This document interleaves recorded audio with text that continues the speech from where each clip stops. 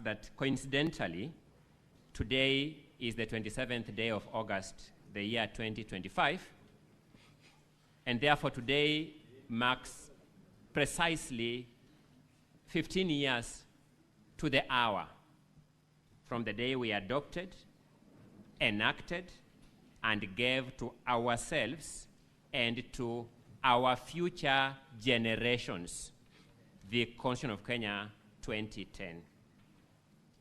I also take note of the fact that in his recent presidential proclamation of August 27th as Katiba Day, His Excellency, the President, noted that it is befitting for the people of Kenya to commemorate this day as a reminder of our collective duty to obey, preserve, protect, and implement the Constitution.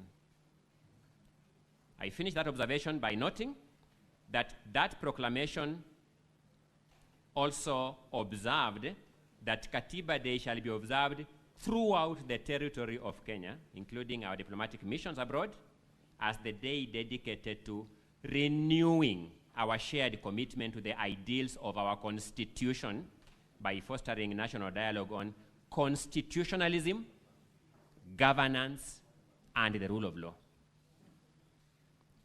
The County Assembly of Kericho has, by instrument of this motion, caused this House to sit here today and engage in this conversation, this dialogue on constitutionalism, governance, and the rule of law through the prism of the county government of Kericho. It is in the place of an opening statement, Mr. Speaker, sir, to lay out the broad outline of one's case. And therefore, I wish to proceed by laying out the broad outline of the case of the County Assembly of Kericho.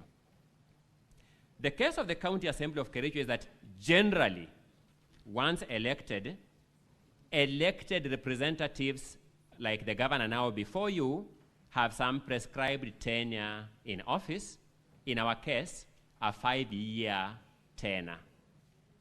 But the case by the County Assembly of Kericho is that there is an unwritten word in that 5-year tenure, the words being a 5-year good behavior tenure. The County Assembly of Kericho have brought before you their governor, and they are telling you he is of bad behavior. They now wish to lay out the basis for their assertion that having observed their governor for slightly over 2 years that he has been in office, his conduct reveals bad behavior. The County Assembly of Kericho takes note of the fact that this House ordinarily summons county governors and county executives, and sometimes decries the rot in county governments. What the County Assembly of Kericho has done is that internally, through its standing committees and through its ad hoc committees, it has undertaken an oversight role of the county governor and his executive. So they have had a scientific method of approaching this matter. At the conclusion of their investigations through standing committees and ad hoc committees, the rot in the government of the governor now before you has come to the fore. They have therefore carried that rot to you as evidence of bad behavior and will be inviting you to consequently vote for the removal of this governor from office. How will they do that? For example, when the time will come, they will take you through payment vouchers for multiple transactions. Multiple transactions. And when you study those vouchers and their supporting documents, part of the data that you'll come across is found in volume 4D of the County Assembly's documents. So that, distinguished senators, when you look at volume 4D of the County Assembly's documents, you will see a summary of what various payment vouchers and other transactional documents reveal regarding the county government of Kericho. I'll give you a few examples. Evidence will show that a company called Mengro Products Limited was awarded a contract to maintain a bridge at a contract sum of 3,120,790 shillings. As is common with infrastructure contracts, there is a retention amount that is retained by the contracting party, the county government, for a defect period, which is 10%. When the vouchers are laid before you, 10% of 3,120,790, you will notice, is 312,079 shillings. And that is actually the amount that was prescribed in the contract, as the documents will show you. On 8th November 2021, before the governor in question came to office, that matter was settled, and Mengro Products Limited was paid 312,079 shillings in full and final payment of the retention amount. After this governor came to office, fictitious documents were created, new payment vouchers generated, and on 16th October 2024, during the tenure of this governor in office, Mengro Products Limited was paid 312,079 shillings, the same amount that had been paid in full and final settlement on 8th November 2021. You'll be glad that you will have the inspection reports that were supposed to support this voucher for this payment. And whereas this is a contract for the construction of a bridge, the inspection report will talk about how bushes were cleared. You will see that standard observation in all inspection reports to support this double payment. Somebody had a cut and paste observation in the inspection reports to support all these fictitious payments.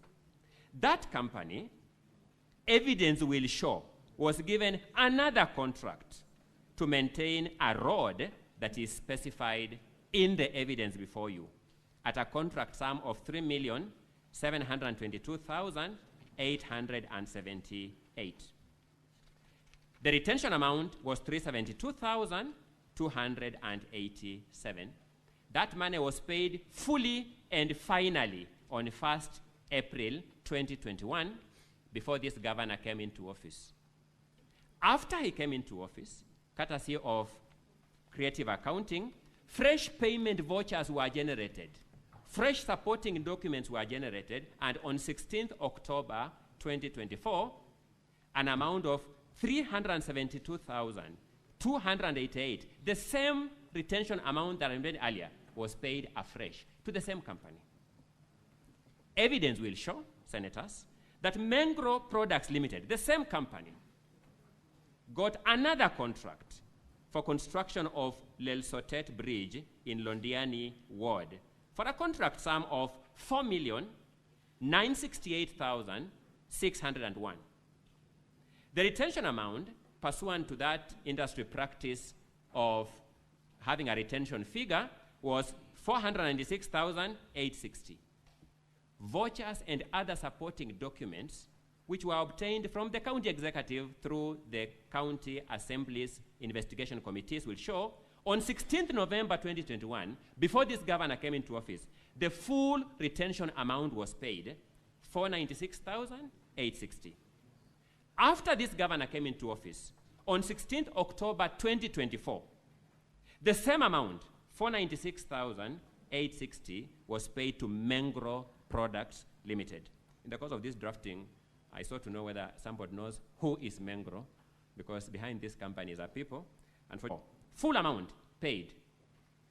On 16th October 2024, 4 months later, fresh payment vouchers were generated, fresh supporting documents generated, and the same amount was paid to that same company, Cherire Holdings Limited, on 16th October 2024. To save time, you will find that in respect of another company called Spike Investment Limited, through which, by virtue of double payment of retention amounts, the county government of Kericho and the taxpayer lost 383,065 shillings. You will find that in respect of Green 80 Limited, by virtue of double payment of retention sums, the county government of Kericho and the Kenyan taxpayer lost 416,034 shillings. You'll find that in respect of Prospera Ventures Limited, where the taxpayer, through double payment of retention amounts, lost 423,000, my apologies, 756 shillings. We'll find that in respect of Bitworld Holdings Limited, where through double payment of retention amounts, the taxpayer lost 565,278 shillings. You'll find that in Afriscape Limited, in respect of Afriscape Limited, Rolly Ventures Limited, twice. We are saying this, distinguished senators, unlike in the past where people have come here with generalized allegations on misappropriation of funds, the County Assembly of Kericho has meticulously compiled vouchers pointing to each of these transactions. When you go to page 3 of that same volume, you'll find another scheme of double payment of retention amounts. This involves companies like Prospera Ventures Limited, Breray Limited, Bitworld Holdings Limited, Green 80 Limited, twice, Cherire Holdings Limited, twice, and Spike Ventures Limited. At page 4 of that volume, the County Assembly has tabulated for you the full losses amounting to 8,432,182.60. My clients instructed me that if this was one isolated transaction, they possibly would have thought of excusing the governor. The multiplicity of these transactions show either a governor who is not in charge of this county or who is complicit in these ills, and they'll be accordingly asking you to hold that governor to account. While at it, I will beseech the technical team to give you a sneak preview of what you will see in evidence through playing video number KCA V11. KCA V11, which will demonstrate to you another element of high-handedness on the part of this governor.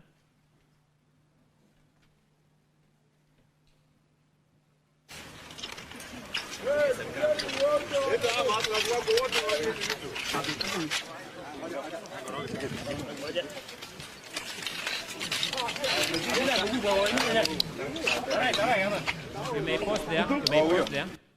The person whose gumboots you last saw on the screen is the governor before you. That is somebody's private property. He is demolishing it to begin using it as a dumping site without any approvals of NEMA, without any regard of the title documents of that citizen.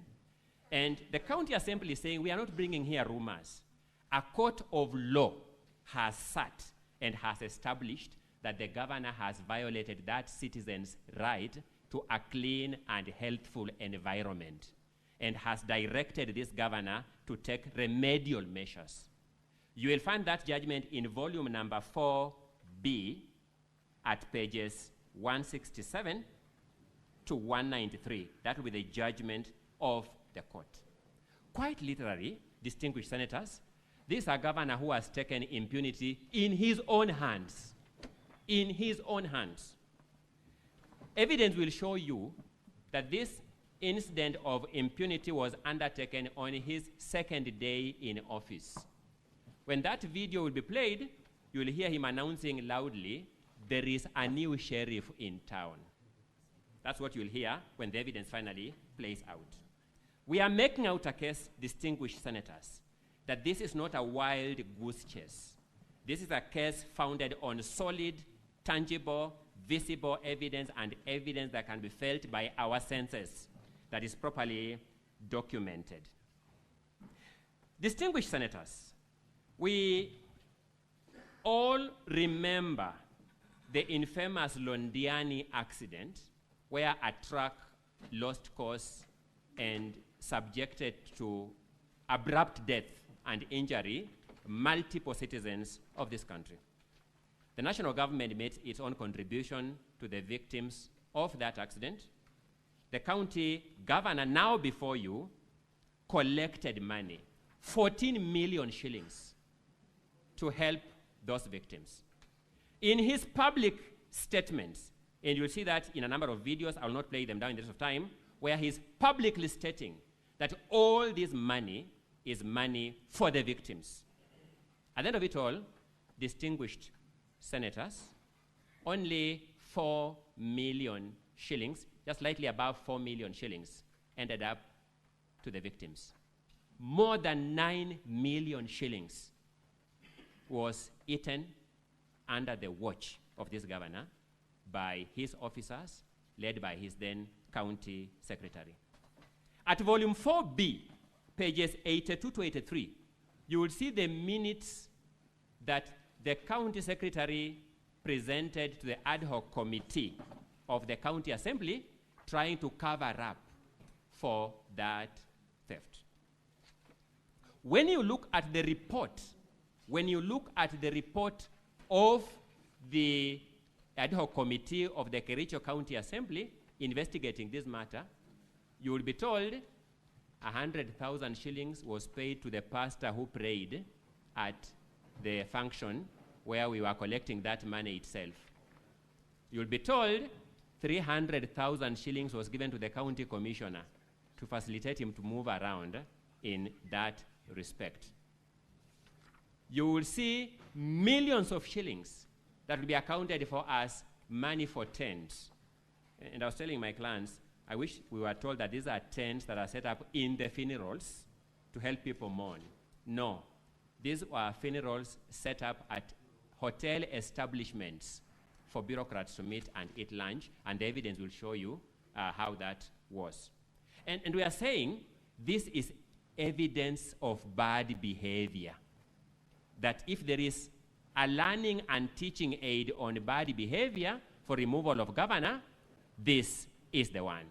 Mr. Speaker, unfortunately, I can't see the time properly. How many minutes do I still have?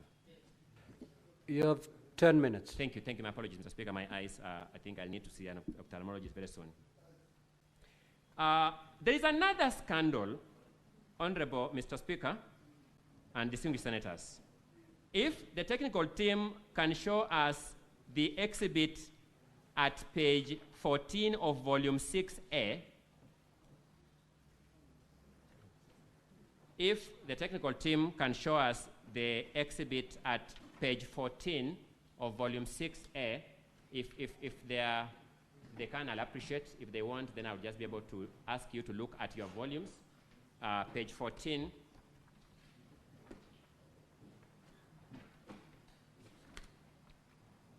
If you look at that bundle, you will see some motor vehicle. I wouldn't give the design, but it looks like a Pro Box with some speakers mounted on it at the background.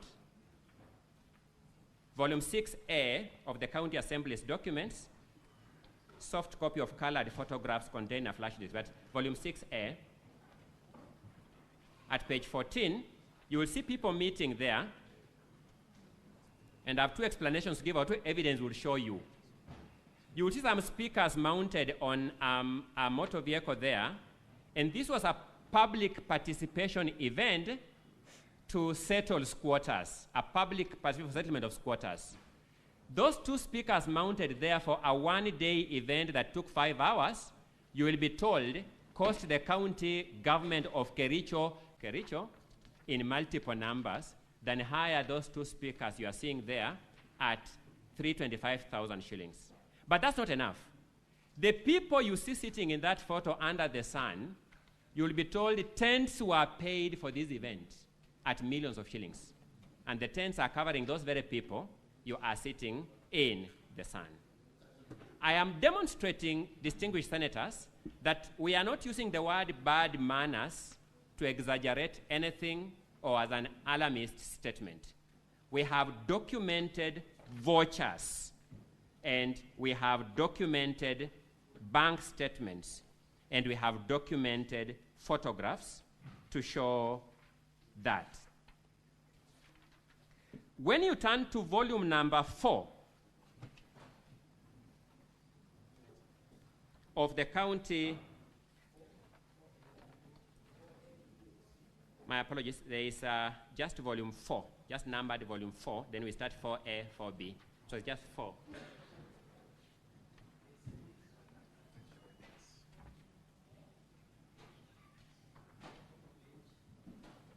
You know, sorry, my apologies. If we look at, the bills of quantities at pages 129 to 136.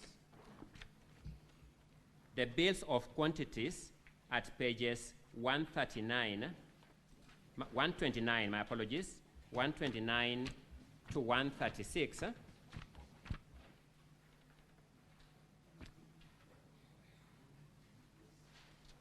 You will see bills of quantities for renovation of certain houses at a place called Kipkelion.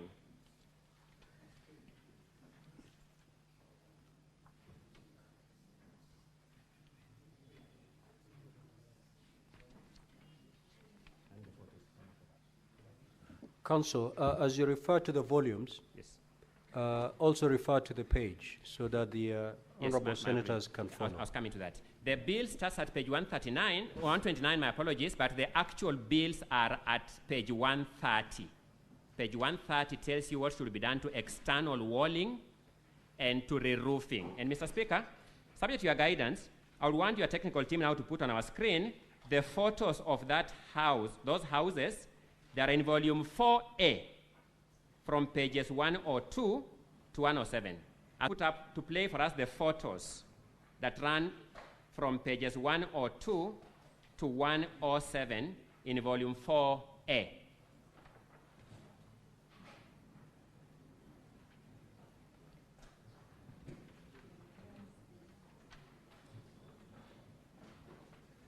Mr. Speaker, may you, in the interest of time, direct the technical team to allow our technical team out there to put those photos on the screens?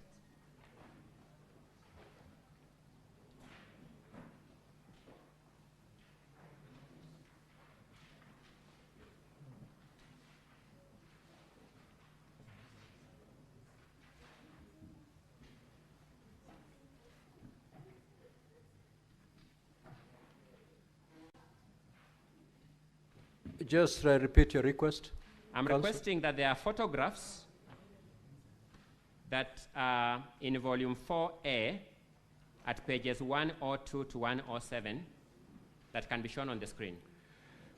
Technical team, can you beam those photographs on the screen, please?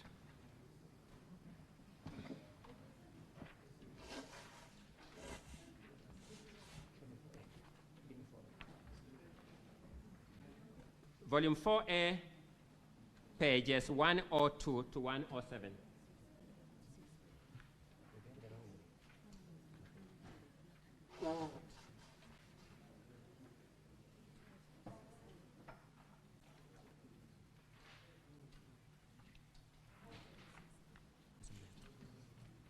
Council for Governor, and for the County Assembly, are they in clip form? They're just scanned photos. They're scanned. They just be shown, their photos, they just be shown. Alternatively, let me make work easier for everybody. Let's look at volume 6A, the small volume 6A. The small volume 6A. The 4A had the black and white version, then I have 6A, the colored version of the same photos. If Council for the County Assembly, if you can have one of your team members to go to the control room. He is there. That's why I'm inquiring from what is happening there, because he's there. Okay. Yes, we have somebody there. 6A, pages, yes, correct, on the screen. Thank you. I want you to look at the bills of quantities, and those are the houses as finalized and paid for. Those are the houses as finalized and paid for, 2.9 million shillings. Let's continue running kindly, technical team. Yes, those are the houses. Those just pause there. There are a number of houses. They are the same design. They are the old national houses, housing council houses, the same design. But so that's it. Those houses, one of the bills of quantities paid for is re-roofing. And you'll see the description of the roof supposed to be put. These houses have been fully paid for, 2.9 million shillings. When the county assembly steps here and tells you, we have brought you a governor of bad behavior, I beseech you, distinguished senators, to give them a keen hearing and to ask, there are some wrongs you can commit to fellow citizens, and we can say man is to error, and we may excuse you. But the big question is this one of the wrongs, even if this was the only ground, that we can say man is to error and forgive him? I asked myself this question, that if I served as governor and traveled to Kipkelion West, where this project is, and learned that this is what I'm doing to my fellow citizens, well, did it prick my conscience that I'm bringing a curse to my own children and children's children? The decision, senators, is yours. Our duty is to lay that evidence before you. Seeing that my time is spent, this is the contour of the evidence that you are going to see in the multiple volumes presented before you. In the interest of the citizens of Kericho County, 3 more years to them is too long. If this is what they're going through, we'll be asking you to help them remove this governor from office, because only you can do that by law established. I rest the County Assembly's opening statement. Counsel for the Governor, you have 30 minutes to make your opening statement. Thank you, Mr. Speaker, sir. Mr. Speaker, sir, I request that you allow me to invite the governor. He wants to say something. We commit to confine ourselves within the 30 minutes you've given us. Very well. Thank you, Mr. Speaker, sir. Thank you so much, Mr. Speaker, sir, and the honorable senators. First of all, I appreciate this setting. And as the lead counsel of the Assembly has indicated, we're here to celebrate the Katiba Day, a very important promulgation by our president. As I stand before you, Mr. Speaker, I wish just to indicate some few observations. Number one is that a PO already addition has been made on the same. And as to reflect on the National Day, the bigger question that will be advancing in this discourse as we move forward as to whether there were proper impeachment or not at the County Assembly. I say this with a lot of conviction as the governor of the great county of Kericho. That's number one. The items that has been tabled before the Great Senate today, that is the report, the ad hoc report on the NAFCDB program, the ad hoc report on the FLOCA program, the ad hoc report on the fictitious payment. The role of a governor is to instill discipline where necessary. I wish to state before the honorable senators with a lot of humility that the report on the fictitious payment was handed to me by the County Assembly after my impeachment has been tabled by the County Assembly. They asked me to act on it after they have tabled my impeachment. On its recommendations that we are going to look at it, much of it including the pictures that we have seen here of houses and many others, the good committee had indicated that let the CEOs be punished by the Public Service Board. But the impeachment has already been tabled before I even got the report. Mr. Speaker, the conversation on the flocker programs and other ad hoc reports were tabled right after my impeachment, and the reports were equally given to me after my impeachment motion. The big question I'll ask the Senate, Mr. Speaker, naturally, how then would the governor acted on the state officers when an impeachment motion has been tabled first, then now the reports are given to him? I say this to demonstrate the malice in the County Assembly of Kericho.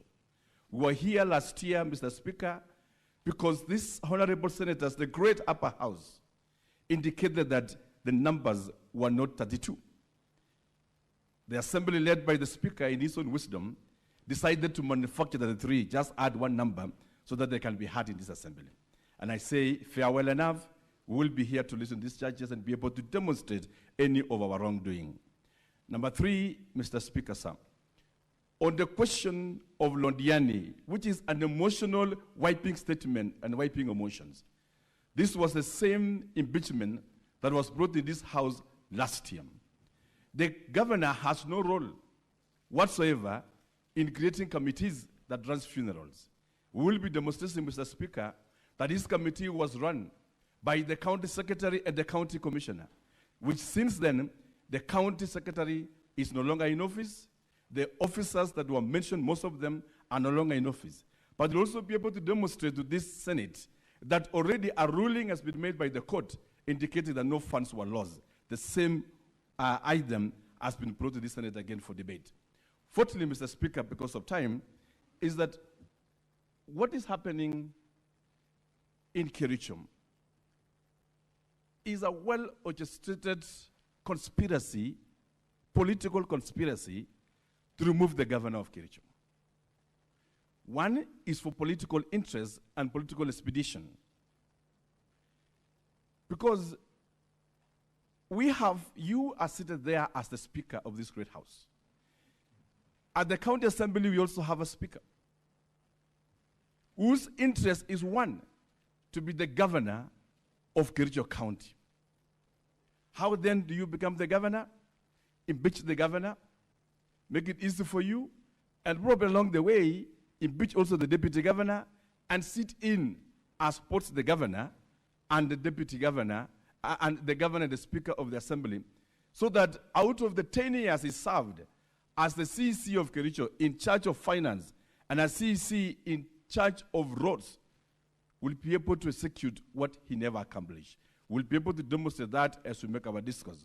What I just wanted to say from my heart, and somebody was asking me, why did you choose to make this statement like last time? In the assembly, in the last impeachment, I told them, and I reminded them of the great works and the great writings of Dostoevsky in Crime and Punishment. And these are my last words.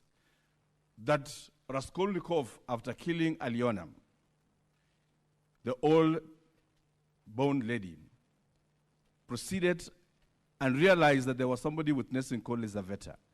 Because of the urge to murder and kill, he went ahead to kill Lizaveta. I then implored upon the County Assembly of Kericho, let us not just create blood for blood's sake. I also said at that time with a lot of remorse and humility, that in tragedy of Macbeth, Shakespeare, when Macbeth, the great lady, told the husband that King Duncan, you can kill King Duncan and you become the king yourself. And remember that Macbeth was a cousin to King Duncan. Macbeth was reluctant to kill King Duncan. But along the way, the evil spirits possessed her. And in her words, she says, come ye gods and sex me, that I may be a man and kill King Duncan. Indeed, Macbeth went ahead to vanquish King Duncan. Not because he wanted to kill, but because of the drive for murder. Thereafter, he went ahead to vanquish every other witness that were at the court in his quest to become the king. My imploration to the County Assembly of Kericho at that time was that much as we have political aspiration, let us resist the temptation of political murder for us to get what we want. We're here in a process that was faulty, and the whole world must know that as it is, there was no impeachment of Kericho. And I know, Honorable Speaker, because the upper house will always make correct decisions at the appropriate time, I beseech of you, Mr. Speaker, and the honorable senators, that as we deal with this matter, we separate between the responsibility of the governor and the responsibility of the CEOs. Some of them that will be brought here to adduce evidences are former CECs of Kericho County. Some of them were mentioned in the Londani scandal. Out of it, I was able to release some of them out of work. Today, I'm being in Senate, being asked that you sack some people unprocedurally, while some of those names that will be testifying here are the same names that were active in the so-said Londani scandal. Some of them were presiding over Kazim Tahani. Today, they are seated here also, probably being aligned as advocates after we release them. We are in a case of history as celebrated Katiba Day, to ask ourselves that to what extent is political persuasion and political desire compared to morality, compared to the rights of an individual. And as the governor of Kericho, I'm here under your mercy, Mr. Speaker, and the senators, so that you'll also help me to get justice as an individual because of the injustices, because of the wrong allegations that have been bestowed of me, while the governor has completely nothing to do with even signing of a voucher, has nothing to do with authorizing payments. My commitment has been simple. The officers that are found culpable of wrongdoings, the law will then follow its case. Out of this, Mr. Speaker, I call then for your consideration deeply, and the Honorable Judge has said it here, on the matters that will be laid on us, so that the people of Kericho County get justice, while at the same time also the governor of Kericho get justice that he so deserves. Thank you, Mr. Speaker, and may God bless this great Senate, and we put all our trust and hope in this very good upper Senate that over time has proven that it does things in an appropriate way and uphold the Constitution. Thank you so much.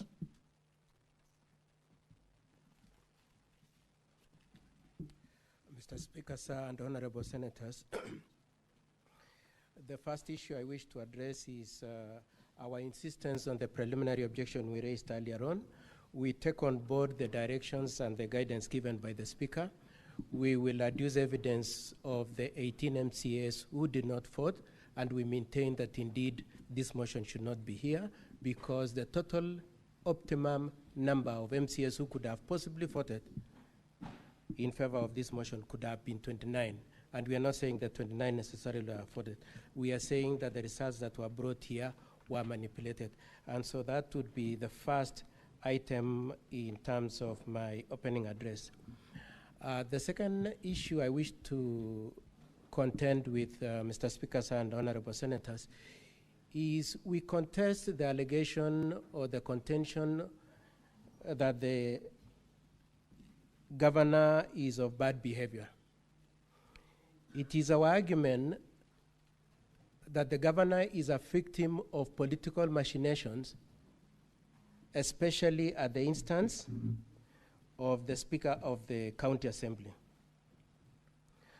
Mr. Speaker, sir, it will be our case that the law provides for responsibility for every individual in all the cases that the County Assembly, through my learned friend, Mr. Ongoya, has identified. Whether it is a case of signing of the contracts, whether it is a case of payment, whether it is a case of procurement, whether it is a case of fictitious payment, there are people who the law has assigned responsibility for, and none of those situations touch on the governor. Mr. Speaker, sir, it is our argument that the nearest you could come to hold the governor responsible in a fair situation is if it were to be the case that indeed the improprieties have been brought to his attention, he has been afforded an opportunity to act, and he has chosen not to act. And it is our case in this situation that the report, the impeachment motion, was hijacked by the mover of the motion even before the various ad hoc reports had properly landed at the County Assembly. It will also be noted when we eventually come to the case that each of those ad hoc reports made recommendations for actions to be taken by various aspects of the county assembly.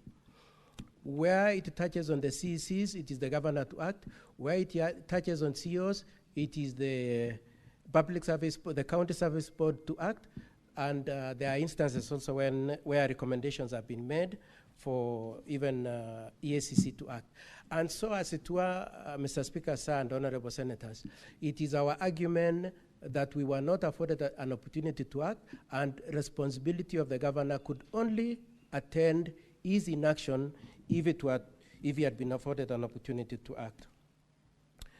Now, we are prepared to accept that if it were to be the case that there is a very pervasive and rampant improprieties at the county, you could start wondering whether the governor has put in place proper mechanism.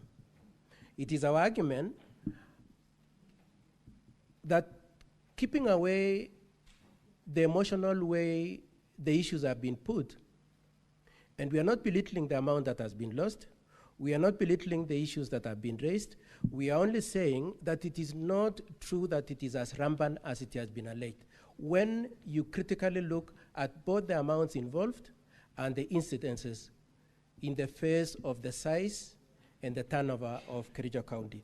We are not belittling it, but we are saying that these incidences have been blown completely out of proportion, and that they do not indicate in any way either complicity or inaction on the part of the governor. We would also like to indicate, and we will adduce evidence on this point, that much as the governor was taken through the process of impeachment at the county assembly and came to learn of the reports subsequently, he has already forwarded some of those aspects of those reports to EACC, and the EACC is already taking action on some of those issues. It just goes to show how proactive and interested he is in making sure there is accountability for public resources, and the extent to which the description of him as having bad behavior is very far from the truth of the situation. Now, my learned friend has also singled out a number of issues. Let me start with the retention money, because that's the one he multiple times referred to. He says in all the instances that payment was made in previous regime and then another payment was made in this regime. It brings us back to the basis and the root cause of this case. Being this argument we made at the county assembly and we'll be making here, that these allegations are rooted in the political ambition and interest of the Speaker of the county assembly. And the basis of that, Mr. Speaker, sir, is that these allegations of retentions have been paid in the previous regime, where at the instance of this, the Speaker, the current Speaker when he was in charge of finance, and proper investigation as to whether there was previous payment and a subsequent payment in this regime, Mr. Speaker, sir, is an issue which is a witness and has an interest in. Our position is that we deny, and we were entitled to more time to look at it and address that issue, Mr. Speaker, sir. But we are emphasizing the extent to which the Speaker in the county assembly would go out of his way to generate and fabricate a case against the governor. On the issue of Londani, Mr. Speaker, sir, we would like to invite the attention of these honorable senators that the allegation on Londani we contest on two dimensions. The first one is that it was part of the allegations which you threw away in September 2024. They have been brought back. And that is contrary to the provisions of Standing Order number 70A, which prohibits reintroduction of previously highlighted allegations. That's the first issue we wish to take up on that issue of Londani. The second issue we wish to take up on this issue of Londani is that the allegation against the governor is that he failed to act on a report that had been given to him by the county assembly. We would like to bring to your attention, honorable senators, and we will point out to you that that report of the county assembly was stayed by the court. The court said no action can be taken on that report because of the impropriety with which it was made and the malice with which it was made, and therefore it cannot be right to say that the court, having found that no action should be taken by the governor, he should now be brought here for impeachment. Then there is the issue of private property and the emotional play of the video where they said governor was in gumboots. We would like to point out again that that allegation was in the previous complaint in September 2024, which you threw away, and understanding order number 70A, it should not be brought back. But secondly, my learned friend Mr. Ongoya said that that was invading private property. He then went on to say that it has been determined by court. Honorable Senators, we will surprise you when we get to that judgment where we will show you that there is no determination that that is private property. It is the position of Kericho County government that indeed that property is public property and remains public property. The nearest that the court determined in that case was that there was need to have proper NEMA certifications before dumping could be done there. There was no determination that it belongs to the person who had complained. The nearest that was made was that it needs to, that the property should not have been used for dumping before certification has been issued. And for those reasons, Honorable Senators and Mr. Speaker, sir, we pray that in the course of this trial, we will show that this impeachment motion, number one, doesn't meet the threshold for it to stand here. Number two, that the allegations have been overstated, they have been exaggerated. And number three, that quite a number of them are not true. I would, within the time that I still have, I would like my learned friend, Mr. Wanyama, to say something. Just a minute before he sits down.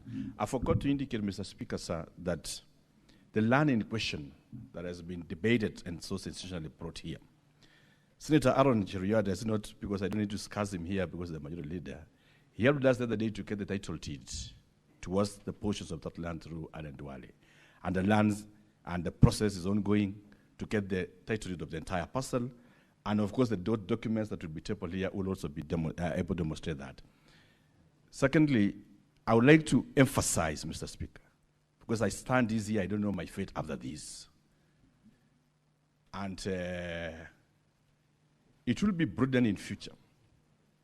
This is just my thinking, not as a governor, but as a scholar, that if we will not be careful in this country, speakers who have ambition and have good money in their pockets will just be able to wake up one morning, create a list and send to Senate for governors to be impeached. And if we will not be careful, Mr. Speaker, the lot of humility, there will be cocktails of impeachments in Senate. Some of the senators here are also aspiring to be governors. And I know some of them at a personal level that they have high chances of being governors. If we will trend in this direction, nobody will be safe in this country. And this constitution you are talking about today will be just a piece of paper. And that is why that constitution was very clear that to impeach a governor, you must have 2/3 of the threshold required. And that 2/3 is what will later on provide the latitude now to discuss the substance, because the substance are tied with the numbers. Lastly, Mr. Speaker, I beseech my good colleague in another circle when I was teaching in the university, and I'm still a don, Mr. Ongoya. He has kept referring to me as tit and that. In another circle in a light touch, probably I would have been his senior, because the last time I left there, I would have been his senior, and in a light touch, I would beseech of him that he doesn't refer to me again as that or this, but rather with some decorum. Thank you so much, Mr. Speaker, sir.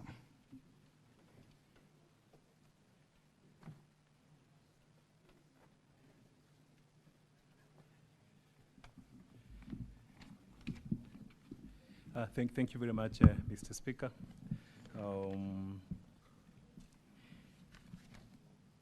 I want to ask a question, and this question responds to a video which was played by Mr. Ongoya, and where the governor was undertaking what we call self-help measures.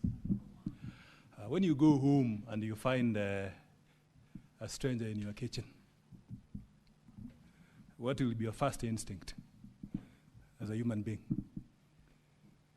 In common law, there's a doctrine known as self-help.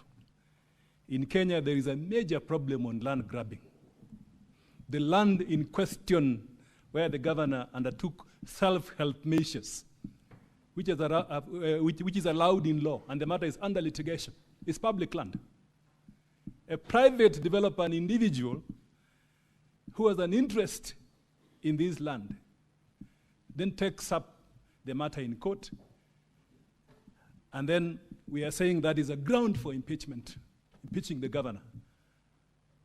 So that just demonstrates to you the nature of the county assembly case. The county assembly case,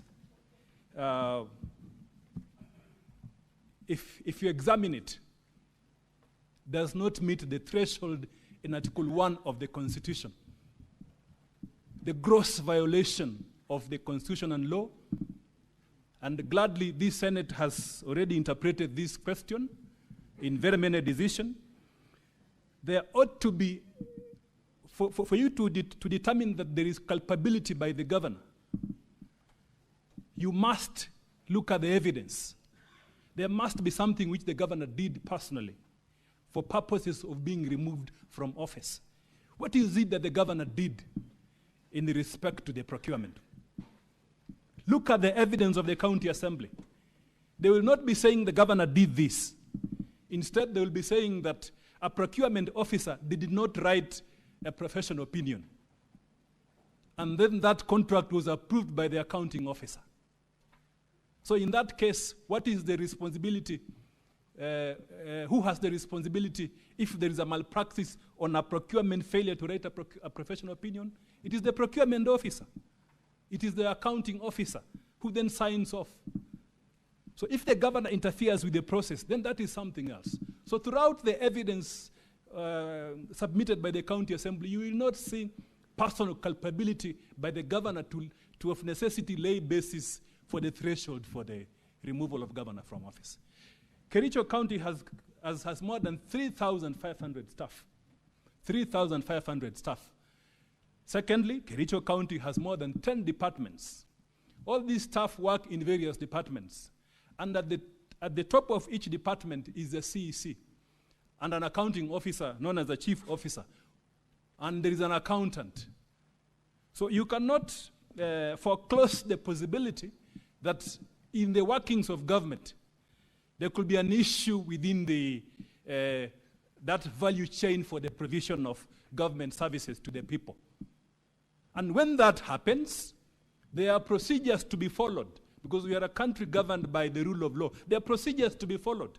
These procedures are outlined in legislation. One, with respect to procurement, you have the Public Procurement and Disposals Act and the regulations. It outlines the entire chain of procurement. With respect to Public Finance Management Act, it governs the payment system. If you look at the PFM specifically, the responsibility of the CEC Finance and the Chief Officer Finance, they are clearly outlined so that when there is a problem, then responsibility is ascribed to an individual.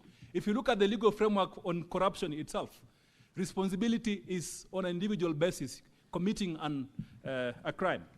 Secondly, there is a process for audit, which this House too has a role to play, and the County Assembly. You will find that most of the allegations which they have submitted against the government have not been audited. They have not been subjected to a process of audit for purposes of verification, either by the County Assembly, in examining the report of the Auditor General, or by this House. So do we take that precipitate decision to impeach the governor when all these things are prematurely, appear to be premature? Definitely not. Look at the responsibility of the County Assembly itself within this process. The County Assembly, under Article 185 of the Constitution, has a heavy responsibility on audit and oversight. Sorry, let me use the word oversight. They oversight the county executive. So what steps has the County Assembly done to summon the procurement officer, the accounting officers within the county government on the various departments, for them to answer and get satisfied on the primary questions before we take the next level issues to impeach the governor. So that is very important. You will be seeing this throughout the issue of nexus. It is not there throughout the evidence by the county assembly. On the issue of voting, the threshold question, we will be laying basis in cross-examination and also part of our evidence. We will be cross-examining the ICT officer who says he developed this system internally. And this system was deployed for the first time in this impeachment, as I said, on a serious matter concerning the removal of governor from office, being deployed for the first time. And then we will be demonstrating to you the vulnerabilities of this system. That to access the system to vote, all you need to do is to get the IPPD system, the IPPD number of the MCA, and the password is your ID. Then you access this system, which is tied to the website. So anyone with that can access. And we will be laying evidence in terms of video, showing that the leader of majority has confessed on record, on video, showing that he voted on behalf of an MCA, who will be standing before this forum, before this house, to tell you that he never voted. Instead, the leader of majority promised some financial inducement to that MCA. The move of the motion. Financial inducement to that MCA to vote. That is evidence on the question of numbers. We will be laying evidence here that despite the logs which are before the House, there are 4 MCAs who never voted. Mr. Speaker, sir, these 4 MCAs never voted. They will be standing here to speak. And then the county assembly report says they voted. Mr. Speaker, sir, there are 18 other MCAs. 18 other MCAs who will be appearing before this house. So, Your Honor, Mr. Speaker, sir, sorry, when in totality of the totality of facts, and after we've completed the evidence, you will definitely see that the threshold of 32 members as required was not met by the county assembly, and what is before the House is a fraudulent document that was created by the Speaker to meet that number which the Speaker does not have. Thank you. We shall now move to hear the case by the County Assembly. Now, Counsel for the County Assembly, you have 5 hours. Within those 5 hours, 3 hours shall be used for witnesses to give evidence in chief and be re-examined. So out of those 5 hours, the County Assembly has 3 hours to adduce evidence and for re-examination. Out of those 5 hours, the team for the governor has 2 hours for cross-examination. Once the 5 hours are done, we will move to the case by the governor. Now it's now 4 p.m. The House will adjourn at 6:30. So you'll have 2 hours, 2.5 hours for today. And tomorrow morning, when you resume at 9, you will have the remainder to be utilized tomorrow morning. So the team from the County Assembly, may the lead counsel take to the floor so that you start by calling your first witness.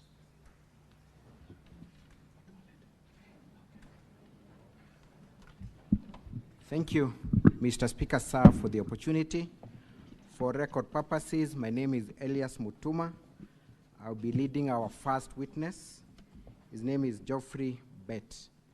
You will recall, Mr. Speaker, sir, that we had made a request to accommodate this witness, considering that he's physically challenged. I hope that the arrangements have been made.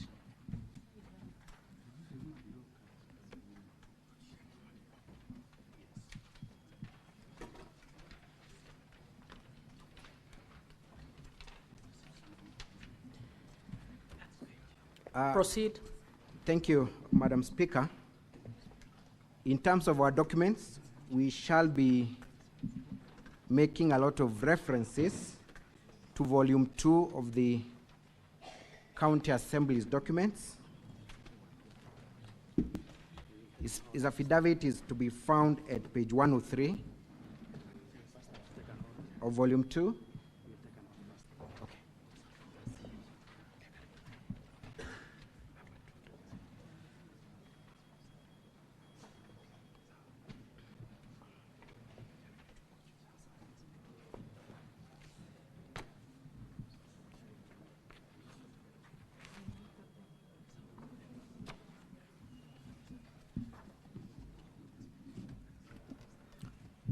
Clerk, you may swear in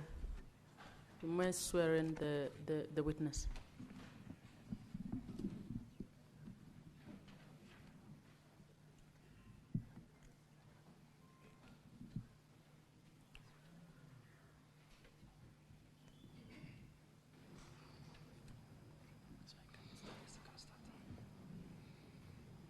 I, Kipngeno Geoffrey Bet, do solemnly swear that the evidence that I shall give before the Senate in respect of the matters before the Senate shall be the truth, the whole truth and nothing but the truth. So help me God. Thank you, Madam Speaker. I humbly request senators to also turn to our Volume 4A. That is where most of our lectures shall be contained, and I shall be leading the witness towards the specific pages. Mr. Geoffrey Bet, good afternoon. Good afternoon. Kindly state your full names for the record and what you do for a living. My official names are Kipngeno Geoffrey Bet. I am an ICT specialist. Formerly, I was the Chief Officer, ICT, Gender, Sports and Youth Affairs, the County Government of Kericho. Thank you. You have, just a minute, you have alluded to the fact that you are an ICT specialist. Mm-hmm. Kindly be more specific as to your professional qualifications. I hold Masters in, Master of Science in IT, bachelor's degree. I have diploma in computer studies and several other networking related fields. I'm a member of ISACA, the Institute of Information Systems and Audit, Information Systems Audit Association. Thank you. You've also confirmed that you have worked as a chief officer in Kericho County, correct? Yes. When were you employed as a chief officer? And kindly also explain to us the process of recruitment, of your recruitment. I was employed in the county government of Kericho it was on 13th December 2022 up to 20th July when I left the county government. Honorable Senators, the letter of employment is contained at page 51 of Volume 4A of the County Assembly's documents. Mr. Bet, I have also seen that you have sworn an affidavit that you've presented before this Senate. Confirm that that is the affidavit contained at page 103 of the Governor's Volume 2. That's true. You confirm that is your affidavit? County Assembly's documents, you confirm? Yes, I confirm. Do you also stand by the averments and contents of that affidavit? Yes, I do. Thank you. I have looked at that affidavit, Mr. Bet, and you have attached a disability card. Yes, I have a physical disability. You have a physical disability. Registered under the National Council for Persons with Disability. Would you mind sharing the nature of your disability? I contracted disability at the age of 5 through polio. Thank you. And you have attached that card. Honorable Senators, that disability card is to be found at page 47 of our Volume 2. Volume 4A, sorry. Mr. Bet, you have confirmed that you terminated your contract with the county government of Kericho. But before we get there, tell me about your previous engagement as a professional. Where were you working before you joined Kericho County government? Before I joined Kericho County government, I was employed in the national government, National Treasury, at the year of 2005, where I served as for about 15 years before joining before joining county government. And where was your workstation? My workstation was at Beam House, employed by the National Treasury. Beam House? As information. In which city? Beam House in Nairobi, along Arambe Street. Correct. Then it would mean that you had to relocate from Nairobi to Kericho when you got this employment, correct? Yes, after going through the rigorous exercise and competitive process, I was employed and I had to relocate my family to Kericho County, even the schooling of my children. Even the schooling of your children. Thank you. You have made an allegation against the governor, and I'm looking at paragraph 6 of your affidavit contained at page 104 of volume 2, and you have said that on several occasions the governor of Kericho County required you to send him money. Kindly expound on that. On several occasions there was phone calls from the two PAs, and in one occasion from the governor himself. He asked me to send him some cash, which the proof is there in the Safaricom PESA statement. When you talk about his PAs, kindly give their names.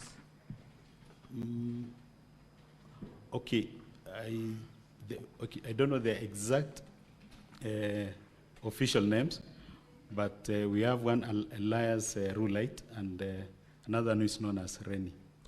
Maybe to refresh your memory, at paragraph 6, you've mentioned a Mr. Robinson Kiplagat. Yes. And Mr. Rennie Kipsan Ngetich. Yes. Are those the PAs you're talking about? Yes.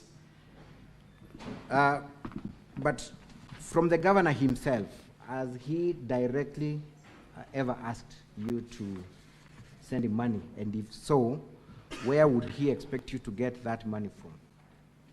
He asked me on some occasion to send him money. Yes, I did.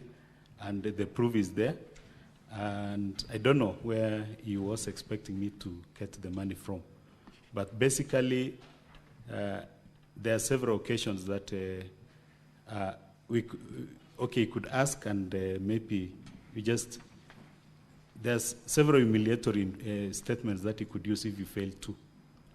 When you talk of humiliatory statements, kindly, for the sake of the senators, what were the nature in terms of the humiliatory statements?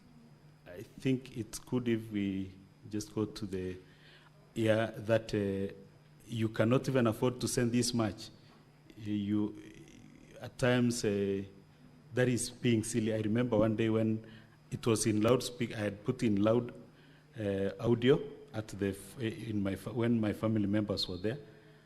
Unexpectedly, I caught some communication from him. And even my children and wife can attest to that. They when I showed that I could not afford to, told me that that is being silly. I've given you this job, and you cannot even send this little money. So it affected me. What time of the day was it when he made this request? It was approximately around 9:30. PM or AM? PM. PM, okay. Yeah. So that was family time, I presume? Yeah. Kindly take us through the different transactions where money was requested from you and you sent the governor. Honorable Senators, kindly turn with me to volume 4A at pages 55 to 67, and the first transaction is to be found at page 56. Page 56 of volume 4A of the County Assembly's documents.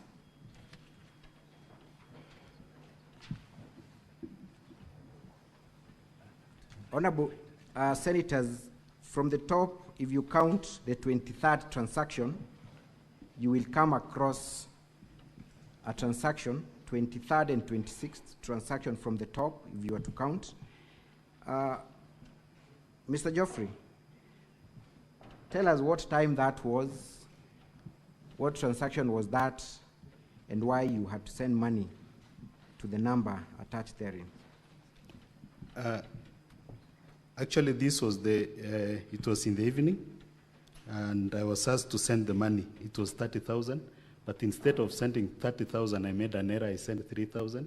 After realizing, I had to resend 27 to make it 30. Where did you get that money from? The money was from my savings, and from my savings. From your savings. Yeah. Let's look at the next transaction at page 20, at transaction 26. Tell us what time it was. Okay. The first one was 20:08 and 24 seconds. That is at night. At night. 8:08. 8:08 at night. Mm-hmm. And then another one was 8:09 at night. To whom were you sending this money? Is it to the PAs or to the governor directly? To the governor direct. To the governor direct. Mm. Who made that request for the two transactions, the 23rd and 26th transaction? 23rd and 26th transaction. Was it the governor or the PA? The governor. The governor himself. Yes. Was the amount requested related to your work, to your normal duties? No, it was not related to my normal duties. But, Mr. Geoffrey, were you under any obligation to send this money? You could have refused.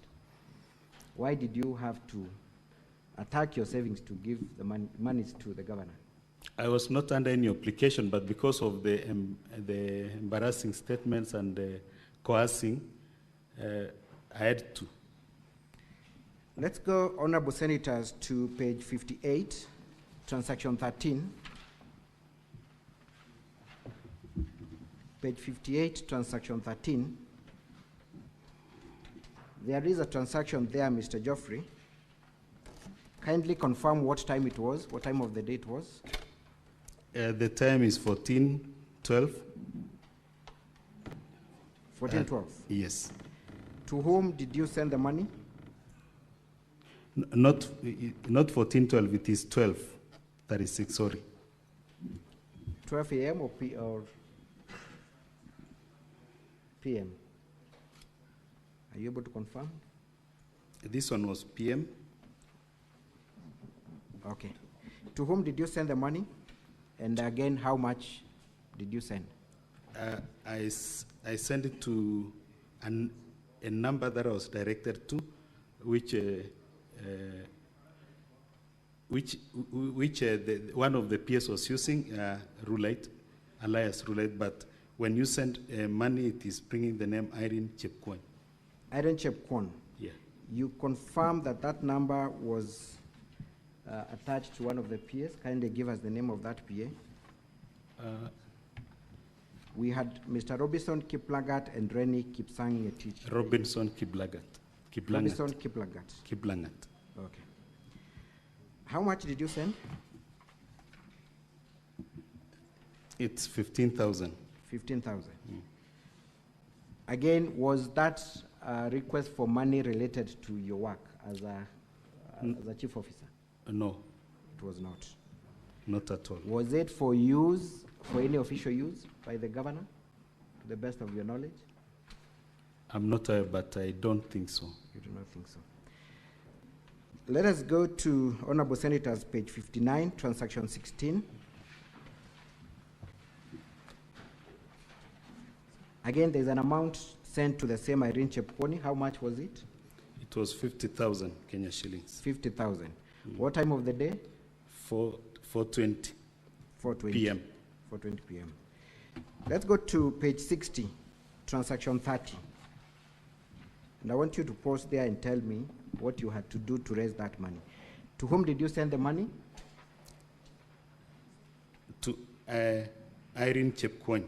Irene Chepkwony, the same person. correct? same person. How much? It's 40,000. 40,000.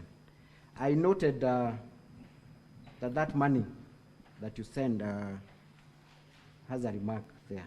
What is the remark? The remark is Fuliza M-Pesa, Fuliza M-Pesa. What does that mean? going beyond what you have in your account. So at that time, did you have enough cash to send to the governor? Actually, I did enough, but because of the pressure, I had to do that. You had to borrow to satisfy the governor's request. Thank you. Page 61, transaction 34. Again, how much did you send to the governor? 50,000. What time of the day? 5:55 p.m. 5:55 p.m. Did you have enough balance in your M-Pesa? No, I did enough. I had to Fuliza as well. Page 62, transaction 27.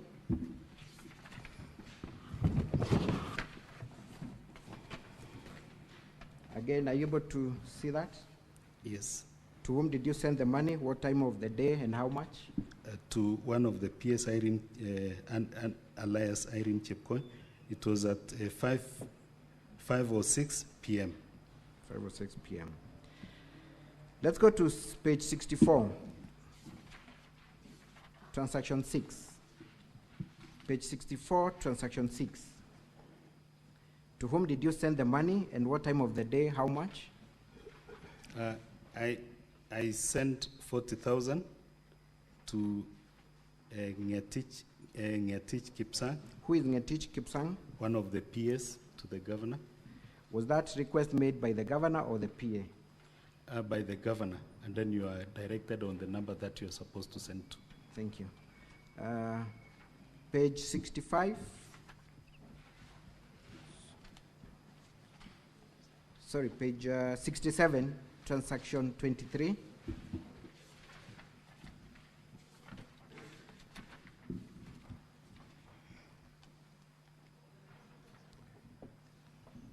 How much did you send? What time of the day was it?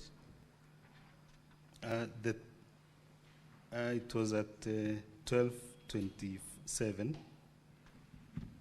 I sent it to Ngetich Kipsang. It was 2,000. Thank you. Kindly look at your affidavit at paragraph 6 and give us the numbers, the three numbers that you have stated you'd send money through, and tell us to whom are those numbers registered.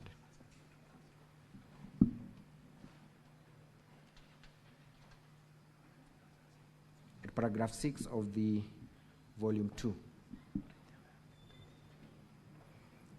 The first number that I sent the money to was 0705 81 0004. And To whom is that number registered?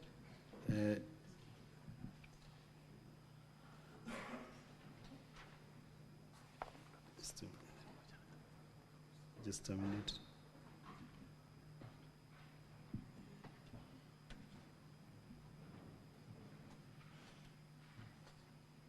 That is His Excellency the Governor, Dr. Erick Mutai. The second number? The second number is Robinson Kiblangat, Give us the number for record purposes. 0706 579 476. The third number? 0720 122 975. To whom is that number registered? Reni Kipsang Ngetich. Thank you.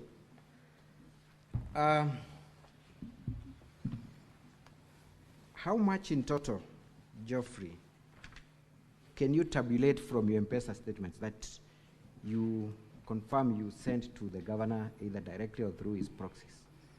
It's approximately 200,000. That is through M-Pesa. Through M-Pesa, 200,000. Are Approximately. there instances where you send money through any other mode? Cash, but yeah.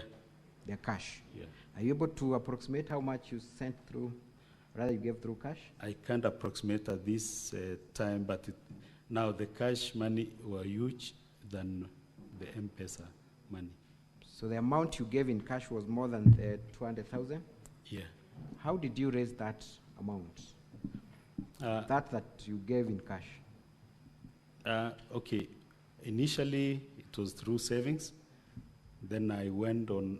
At some point, I had to go for loan. At some point, I had to dispose of my property, including the vehicle that I had when I was going to the county government. You sold your motor vehicle to give proceeds to the governor? To support, to give the the cash money to meet the demands which were there. Do you and also parcel of land. You sold your parcel of land? Yes, not one, actually two. And all that money you gave to the governor? Is that your testimony before the Senate? It's not all the money, but the better part of the money. How would you describe that conduct or the demand from the governor in your own assessment?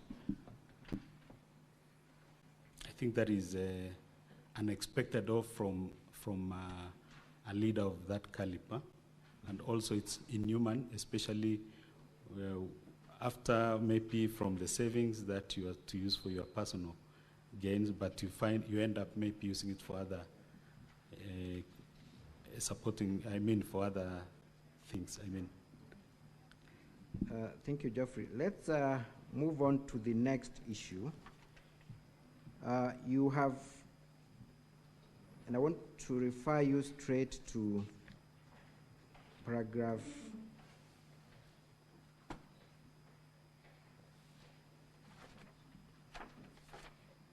13, which, Honorable Senators, is at page 105.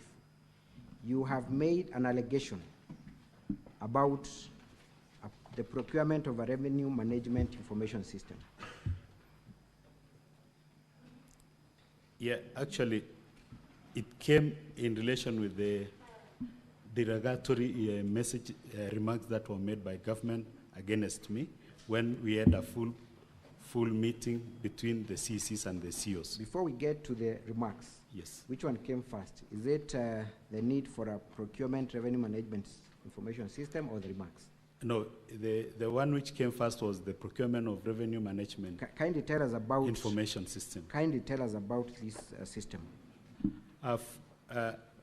As I joined county government, this revenue management system, which was there before, expired around February, and it was from then that I involved we had several discussions with the governor, His Excellency the Governor, about the acquisition of the new system. And during the first instances, there were some situations whereby people showed interest, and we could have one-on-one discussion with them, not one or twice occasions.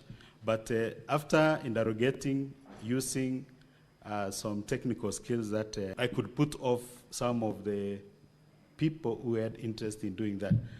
During the process, at some point I was asked to give my personal opinion as a technical expertise. I advised the governor that we can try, one, the in-house development, two, the government-to-government acquisition of system. And that is why early February we went to Kwale to do the benchmarking, because Did the governor heed to your professional opinion, or what was his reaction towards your professional opinion?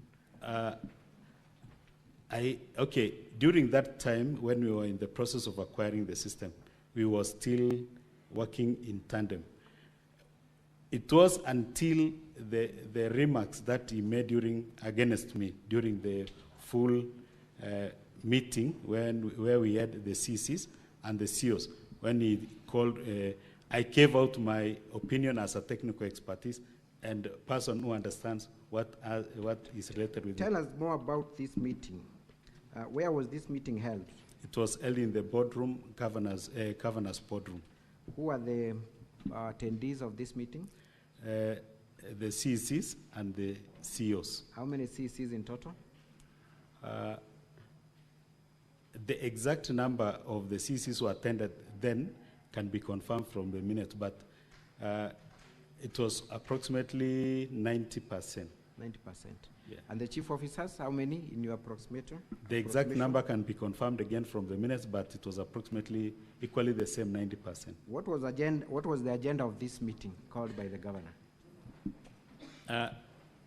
It was it was related with having the general status of every department, and my department was to mention something related with the acquisition of revenue management system, and I gave out my stand. When you gave your professional opinion in the presence of the CECs and chief officers, what did the governor tell you? What did the governor say? How did he react? If I can remember vividly, is that he said, I thought you have physical disability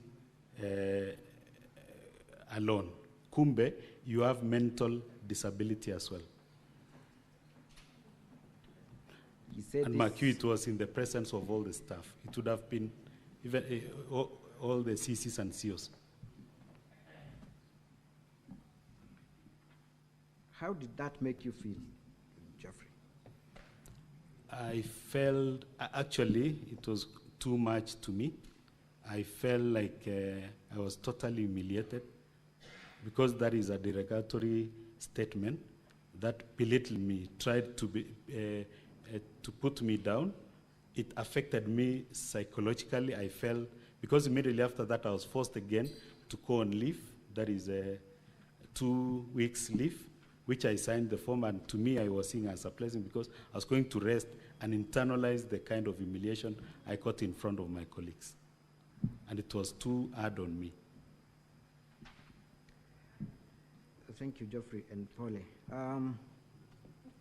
You said that you were forced to proceed for compulsory leave. It was not compulsory. Mm. I was asked to fill the annual leave, 2 weeks. Who requested you to do that? The then county secretary. The then county secretary. During the period of your leave, what transpired in respect of this procurement, revenue management, the revenue management information system? What happened in respect to its procurement? The process of procuring revenue management system began. A team was constituted from the technical team. I don't know the details, the other details, but I am aware a team was constituted, and it went on through. There was advertisement, opening of tender, and evaluation of the bidder who was to be given the tender of developing revenue management system. Did the county government eventually procure this system? No, it didn't procure, and I think it was the Office of Procurement, I think, is the one who gave out the guidelines, because the least bidder of the revenue management system was asking for approximately 68 million, and the money which was available was not sufficient. So I think I was kept out of the whole process, but it came out clearly that the revenue specialist, that is the director, advised them that it's against the procurement law to procure something or a project that you don't have sufficient funding. What is the revenue management system that is in place now at Kericho? The revenue management information system that is there is it's an online. I mean, it is end-to-end system which was developed in-house by the technical our county staff. Is that in tandem with your initial professional opinion? Yes. Thank you. Why, in your assessment, would the governor of Kericho tell you that I thought you have a problem with your physical disability alone, kumbe you have mental disability as well. Why would the governor make such demeaning statements against a person living with disabilities, in your own understanding and assessment? I might not be as, okay, I can relate the forceful directive to go on leave and trying to procure the revenue management system, and because it was immediately after the derogatory remarks. Thank you. Which? Okay, maybe we can move on to the next issue because of time. Geoffrey, your initial term as per your letter of employment was for 5 years, correct? Yes. What happened to your term of employment? Initially, it was 5 years, but down the line, early this year, we were asked to sign. We were asked to sign a performance contract of 3 years. When you said we were required to do that, who requested? Who made that request? His Excellency, the Governor. You have also alluded to, and did you eventually then sign a performance contract reviewing your employment term to 3 years? Yes. After that, yes, I later signed, and it was all of us, the CEOs and the CCs. You have also made an allegation against the governor at paragraph 20 about you being coerced to sign undated resignation letters in advance. Yes. When was this done? It was on 27th March 2024 that we were summoned to the governor's boardroom, and we were instructed of the exercise that was waiting for us, and each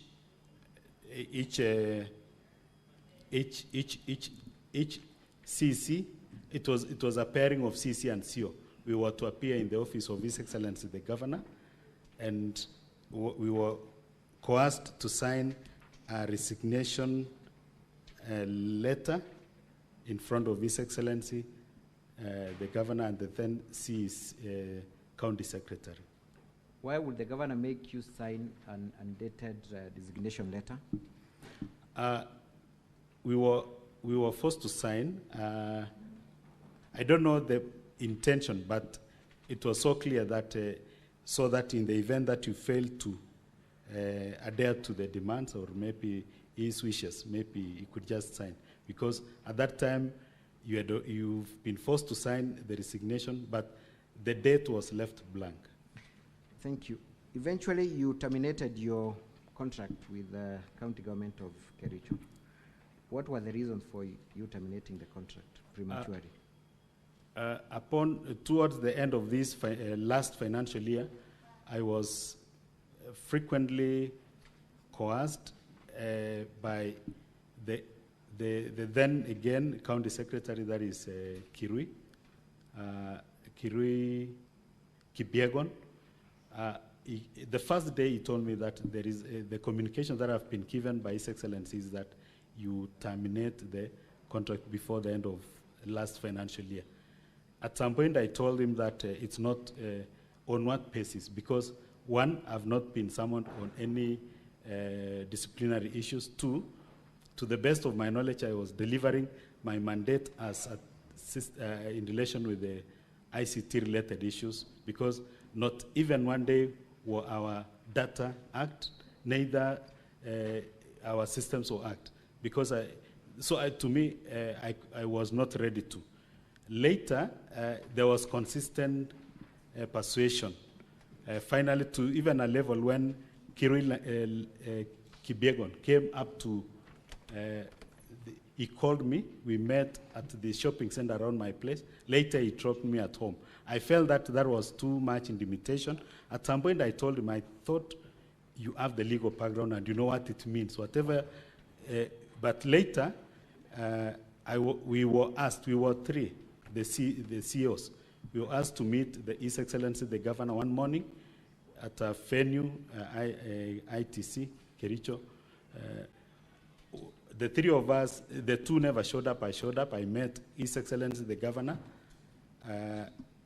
Kirui Kibiegon Leonard, and the former MP Bureti, who is the current economic advisor to the governor. That is Elias Chaman Buch. Thank you. So the harassment that led to you terminating the contract, can you directly attribute it to the governor, or it was through other people? I can fully attribute it to the governor, because himself, the governor, told me that when somebody is no longer interested in working with you, you have to pack and go. So I felt like it was a splash on my face, because I didn't come based on the physical appearance. I came through the competitive process.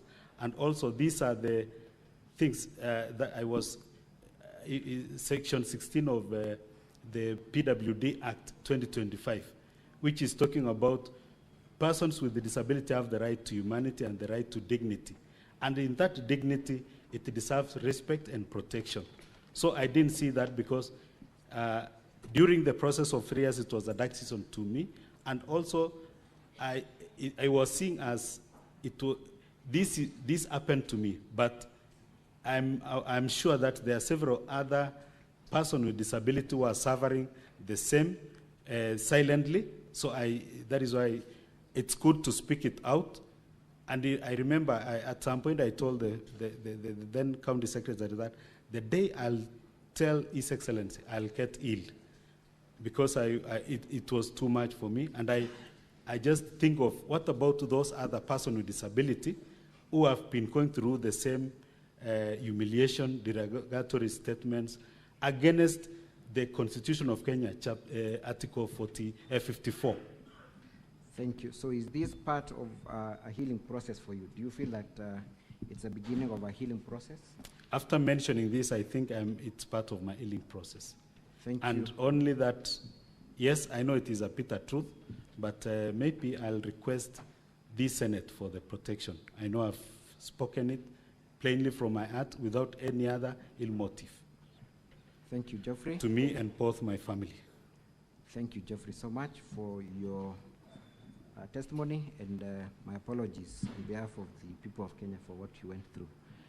That is all for this witness, Madam Speaker, sir.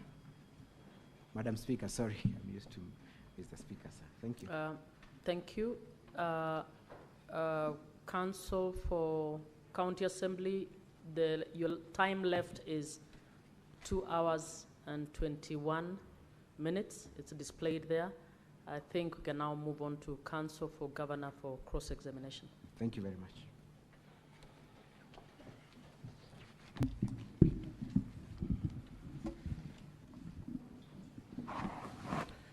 Good evening, Mr. Bate. Good evening to you, Council. Yes. Mr. Bate, I would like you to understand me. I will ask you my questions with the greatest respect. I do not mean to demean you or to disrespect you, so I hope you don't mind the questions I'll be asking you. Now, could we start with the last comment you made? You said that as a consequence of the opportunity you have been afforded here, you are feeling a process of healing already.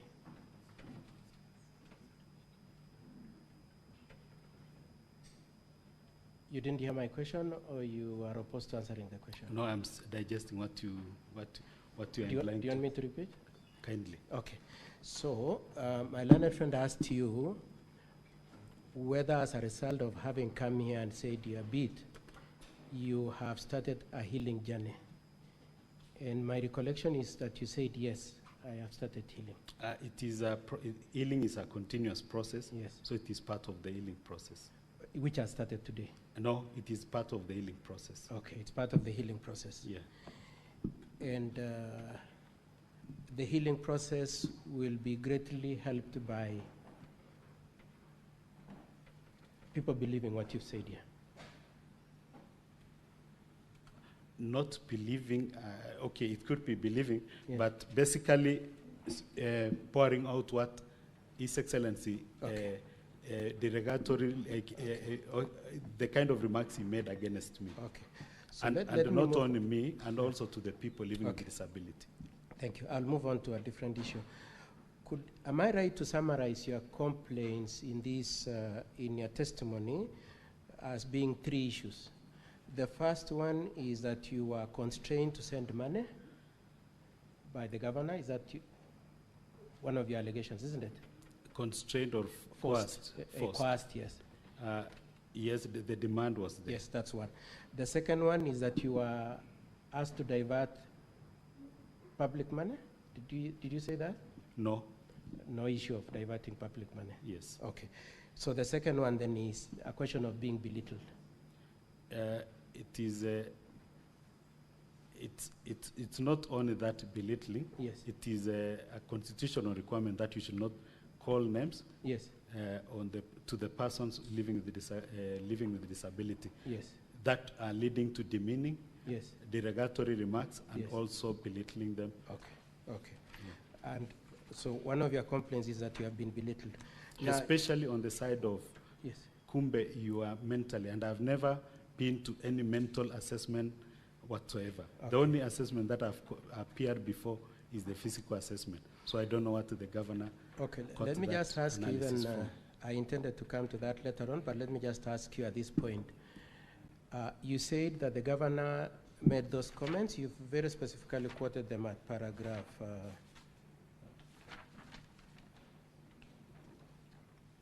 At paragraph 15 of your statement, where you say, I thought you have a problem, and so on and so forth. No, he said, I thought you have the physical disability alone. Kumbe, you have mental disability as well. Okay. Which it's good to be recorded that I've never appeared before any mental Yeah, assessment whatsoever. I understand that. And it's just your word, isn't it? You have nothing to back up that he said that, do you? Yeah. Huh? Other than your It's word? not my word, it is the word. I'm just returning the same words to I'm His saying Excellency. Yeah. The preposition that the governor said it is what you are saying. It's not captured Yes. in a document or anything. Yes. Okay. Now, on all these allegations you've made about the governor, may I ask you, so you've, in paragraph 24 and 25, and in your testimony today, in paragraph 24, you said the rights under Article 54 have been violated. You remember saying that in your affidavit? 54, it is Article 54. Yes. I'm on a time Section 1A. Yes. I'm on a Specific- timely show. Just and- answer and my also question. No, Section which question are you 16 answering now, Mr. The same. And also You've Section answered my 6. question. I'm okay with the answer. No, and 16, Section 16 of PWD Act Okay, 2025. okay, thank you. Actually, I wanted to ask you that. Now, is it something that you've just learned today, or you knew it even as far back as when you are resigning in the year June in 2025 when you are resigning? Mhm. Is it something you've just learned today, or something you always knew, even when you're at work, since 2022? It is something that has been deep in me, and it has My question I've been is- going through. Mr. Bett, my Yes. question is, you've made specific reference to provisions of law which according to you were violated, isn't it? Mhm. And my question is, when did that realization that some of your rights have been violated, is it a realization that has come today, yesterday, or it was there as way back as 2022 when you started experiencing these challenges? For the Constitution of Kenya, Please just answer my no, question. for the Constitution of Kenya, No, I you're knew. not answering. I knew Mr. from Speaker, then. sir, Mr. Speaker, Madam, I am really struggling with time, and I wish the witness could just answer my question. Let me ask you my question again. Mhm. It's okay. Yes. So you've said there are violations of Article 54, and you're right under Section 16 of the Disabilities Act, isn't it? And all I'm asking you is, when did you realize that those rights exist? Is it in 2022 when you're going through all this, or in 2025 when you resigned? Or now as you come to testify? Immediately when I was abused. But for When the you're abused. But for the act, it was Just wait for the question. It Please, was- just wait for the question. when it was approved in this. Okay. yeah. So then, having made that realization, have you ever made any report to the police that your rights have been violated? First, the process that Please I went answer through, my question. Have you made any report to the police? no, but to the leadership Okay. of person with Next disability question, in Kericho County. next question, Mr. Bate. Have you made any complaints? Who is your employer at the Kericho County government? Is it Public Service Board? Yes. Have you made any complaint to the Public Service Board? No, because I was restrained by the person with Listen to the disability. question. That's all. I'm protect them. satisfied. Yeah. You also say that at various points you are, I know you've retracted today in the course of your testimony that you are not compelled to take compulsory leave, but in your affidavit you said you are forced to take compulsory leave, but you say you are not forced. I was forced You are forced to take compulsory to leave. sign. Then you said you are also forced to change your terms of employment, isn't it? Yes. And eventually you resigned, isn't it? Yes. Have you filed a civil suit to complain that your rights to employment have been violated? I have not, because have not. Because the working environment was not favorable to me. So coming back to my former employer, I think it was good for me. Who would you be filing a civil suit? Would you be filing a civil suit to the county, to the governor, or to the county, or to court? I think that information You don't know where you'd go. Yeah. You don't know. You don't know. You don't know where you'd file a civil suit? Maybe it would be through the legal process. I Yes. don't want to answer. I don't You know prefer that. not to answer that. Yeah. Now, you say you are compelled to go on leave, isn't it? Yes. Were you written a letter telling you to go on compulsory leave, or you initiated that request? The CS, okay, the CS called me to Let's his talk about office. documents. Let's leave alone words. Is it you who wrote saying, I'm writing to request to go on leave, or a letter or memo was written to you saying, please, Mr. Bate, proceed on compulsory leave? I was coerced by the former county secretary, verbally. Through a memo, I'm saying verbally. verbally? Yes. And then in writing? I filled the form Yes. to proceed on leave. And that form entails the request that I'm requesting to go on leave, isn't it? Yes. So you requested, on document, you requested to go on leave. But after On the face of the document, just leave it like that. The face of the document for you going on leave says you are requesting to go on leave, isn't it? yes, but coercion was there. Okay. Now, the resignation in June 2025,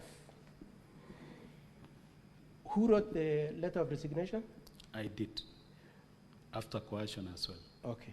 And did you bring that letter to, you have not annexed it to your case, isn't it?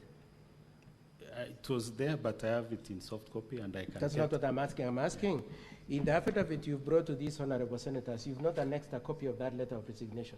It was there. You've not annexed anyway. Okay. No, it was there. Okay. It was there. I Okay. forwarded it to You will for ask my, compiling. you'll ask my colleagues, they didn't put it there. But in that letter, you've given the reason why you are resigning, isn't it? I didn't mention the reason. Hmm? I said just I'm resigning. You said you are resigning. Yeah. So somebody looking at the documents will see on the face of it that Mr. Bate has chosen to resign, isn't it? But there are proof and witness who coerced me. Is that in writing? No, the FAPO. That's not in writing. Okay. Now,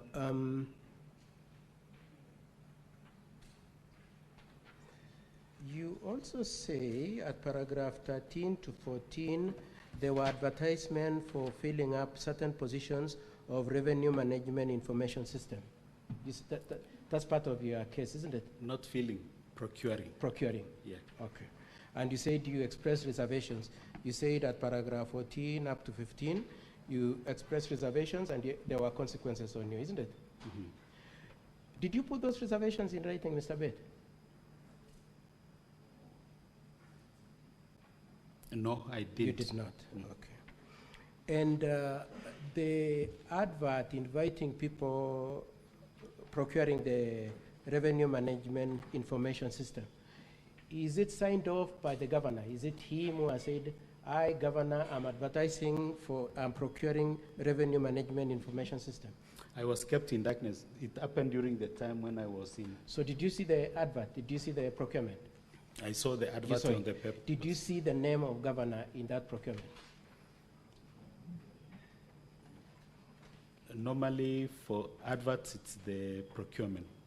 It's procurement department. Yeah. So governor's name does not appear there, does it? But the Just answer the question. The document inviting procurement, is governor's name there? all county staff are under governor. Please answer my question. You Yes. saw the document, you said that, isn't it? Yes. Is governor's name anywhere in it? No. It's not there. Okay, you also say at the time of your resignation, there were multiple times when a gentleman by the name Kipyegon came to you. Mhm. Huh? Yeah. Was it Kipyegon? Kibyegon Kirui. Kipyegon Kirui. The- And the how former are you connecting county that to the, secretary. how are you connecting that to the governor? By then he was the he was the acting county secretary, Yes. and he told me that that was the directive from His Excellency. So your testimony is that he told you that the governor had sent him. Yes, but at some instance we had to meet the three of us. Mhm. Yeah, he called me. We met governor, Kibyegon Kirui, and the governor's economic advisor. Now, when you are changing your contract from 3 years, from 5 years to 3 years, the explanation that was given to you was it is related to the contract performance appraisals, isn't it? It is what you have said in your affidavit? Yes. Okay. Do you have any document in this Senate today to show that you are performing so well that you are eligible for extension of the term or renewal of the contract? No assessment was You don't- conducted you don't to have- all CEOs, not only me. Okay. Yeah, that's the second question. So first of all, you don't have any appraisal distinguishing you in any way, isn't it? I was not taken through, I was not assessed. Okay. Now, the change of the terms was not isolated to you. It was, you were not isolated. It's not like you are targeted. It involved many other CEOs, isn't it? Not many, three. 3. Yeah. And who was, you signed that contract with who? I signed the contract with the, is it the people signed or witnessed by? All the CEOs and CECs signed the contract. With who? It is a contract, so it's 2 parties. Yeah. So like you signed with who? I signed with the, Public Service Board? no, Yeah. the CEC signed with the governor, and then I signed with the CEC. Okay, so you didn't sign with the governor. If you are CC, you'd have signed with the governor, isn't it? That is the practice which was there. Okay.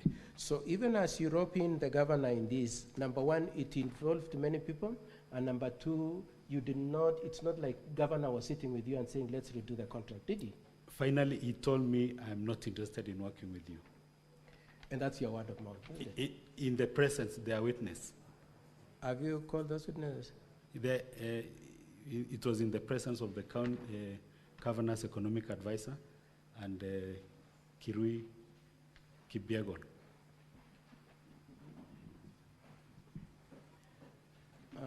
Mr. Bate, thank you so much for answering my questions. I hope I wasn't unfair to you, was I? You are biased in a way. I was biased. Yeah. Anyway, thank you so much for answering my questions. That's all, Madam Speaker. Not to me, to persons with disability, because these are derogatory statements which really touches on humanity and also the dignity and respect for persons with disability. Okay. I'm sorry for the kind of taking me through that, and it's okay. I want to apologize. What particularly did I say that has offended you, Mr. Bate? I want to apologize for it. What have I said that has offended you? It's just The way I've asked you questions. the humanity aspect of it. The way I've asked questions. No, maybe it is within in line of your duties, but Yes. I feel Yes, I would like you to understand me in that sense. It was in line of duty, but I want to apologize if you feel offended. I didn't intend to offend you. So, thank you, Madam Speaker. Council for Governor, you have 1 hour 44 minutes left. Over back to Council for County Assemblies. Thank you, Madam Speaker. I have just a few questions in the exam. Geoffrey, you have been asked whether you have made any form of complaint against the conduct of the governor. So my direct question is, have you ever made any complaint against the conduct of the governor? Against the conduct? Yes, No. you have not. Yes. Have you talked to, because I remember correctly, you Is that indicated- speaker on? Yes. Please adjust it. It is, Madam Speaker, thank you. I remember you mentioning the Association of People Living with Disabilities. Did you make any complaints of your treatment by the governor to that association? Yes, I made to the chair and the Association for Persons with Disability, Kericho County, and also to the ambassador of persons with disability about the next step. I wanted to take the step of terminating the contract then, but I was told by the Association of Persons with Disability that I remain a little bit because it would affect negatively going forward on the employment of persons with disability, because they would think that I didn't serve to the fullest. Is the fact that you have not taken any legal action against the governor an indication that you are not violated in any way by the governor? No. Lastly, the request to review your term of contract, was it made directly by the governor or through other officials of the county? It was through, it was in a meeting headed by His Excellency the Governor, and it was through the governor, and also squarely the directive was from His Excellency in his boardroom. In his very boardroom. Thank you very much, Geoffrey. Madam Speaker, that will be all for Mr. Geoffrey, unless the honorable senators have any questions for him.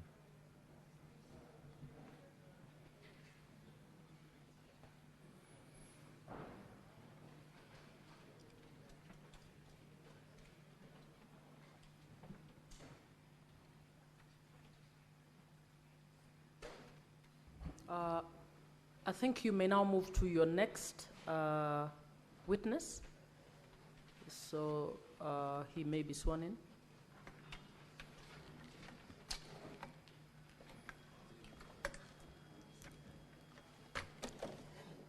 Thank you, and I requested for him to protect to family and high.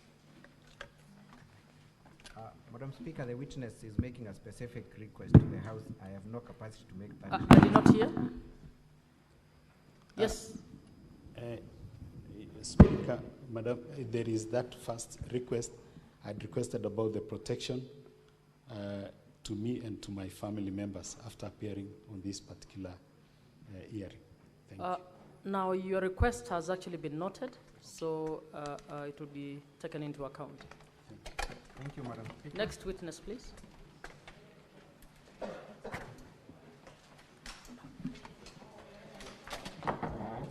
Our next witness, Madam Speaker, is Edna Chepkirui Tonui.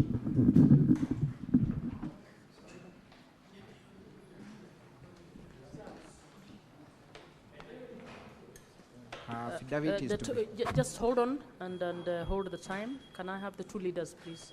Majority and minority, please.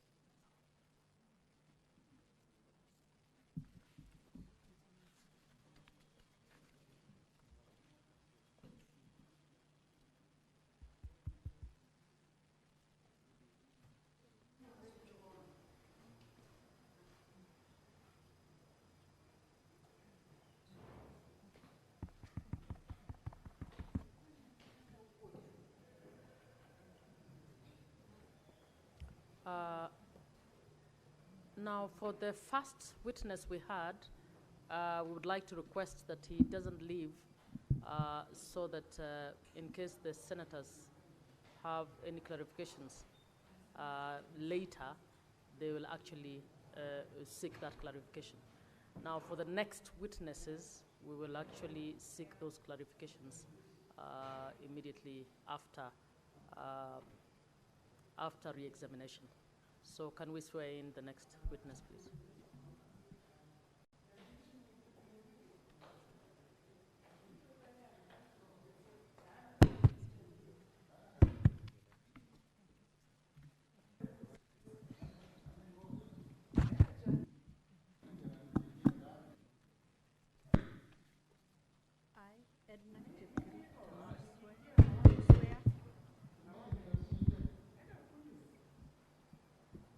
I, Edna Chepkirui Tanui, do swear solemnly that the evidence that I shall give before the Senate in respect of the matters before the Senate shall be the truth, the whole truth, and nothing but the truth.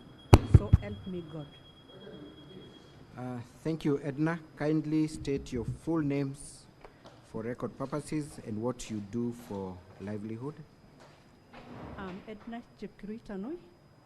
Currently, I'm a business lady as well as a farmer. Previously, what was your engagement or relationship with the county government of Kericho? I was a CC in the Department of Agriculture, Livestock and Cooperatives Management until the 23rd of December 2024. What was the recruitment process for you? Was it competitive or it was a direct nomination by the governor? It was competitive. By competitive, what do you exactly mean? I mean the positions were advertised, we applied, and then we went through a panel and we were selected. After that, we were vetted by the County Assembly of Kericho, and our names were forwarded to the governor for appointment. So would you term your employment as being on merit? Yeah, it is. It was on merit. Thank you. You have also talked about in your affidavit at paragraph 4 that your employment was terminated on 23rd of December 2024. Actually, when I remember, it's just very emotional for me. On the 23rd of December, I was seated with my family, ready for dinner, and then on Facebook, my son is telling me, "Mom, are you aware you've been dismissed? What did you do?" And then I was like, "No, it can't happen." My son told, "But it is in the Facebook page of the governor. Why are you saying it's not so?" Then I, checking on it, I saw 6 of us have been dismissed on a 23rd at 7 p.m. on a Facebook page without prior notification that we will be terminated. It was so sad. On a 23rd of, we were going for Christmas to enjoy with our children. Here we are. You are being told, go home. Thank you. Kindly point to the senators the specific page where that Facebook post is contained. The Facebook page, it's on page 73. 73 of volume 4. Volume 4A. 4A. Yeah. Can you confirm that that is the official page, Facebook of the governor? Yeah, it is. Proceed and briefly read to the senators the comments that were made by the governor in that Facebook post. For immediate release, reorganization of government, pursuant to Section 179 of the Constitution of Kenya and County Government Act, Section 30(2)(3), I, Honorable Erick Mutai, PhD, Governor, Kericho County, in exercise of executive authority, have made the following changes in the county government executive. Pursuant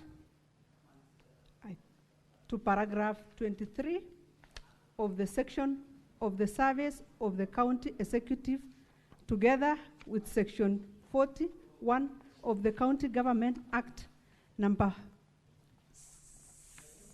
17 of 2012, I have given notice to termination of contract to the following county executive members. A, Honorable Kipruta Malel. B, Honorable Rosemary Rob. C, Honorable Edna Tanui, that is me. D, Honorable Leonard Ngetich. E, Honorable Bernard B. Honorable Brian Langat. Thank you. Prior to that Facebook post, had you been subjected to any disciplinary action? No. By the County Public Service Board or the governor himself or any other known mechanism in law? No. You had not? Yeah. Was this the first time you were hearing about the termination of your employment?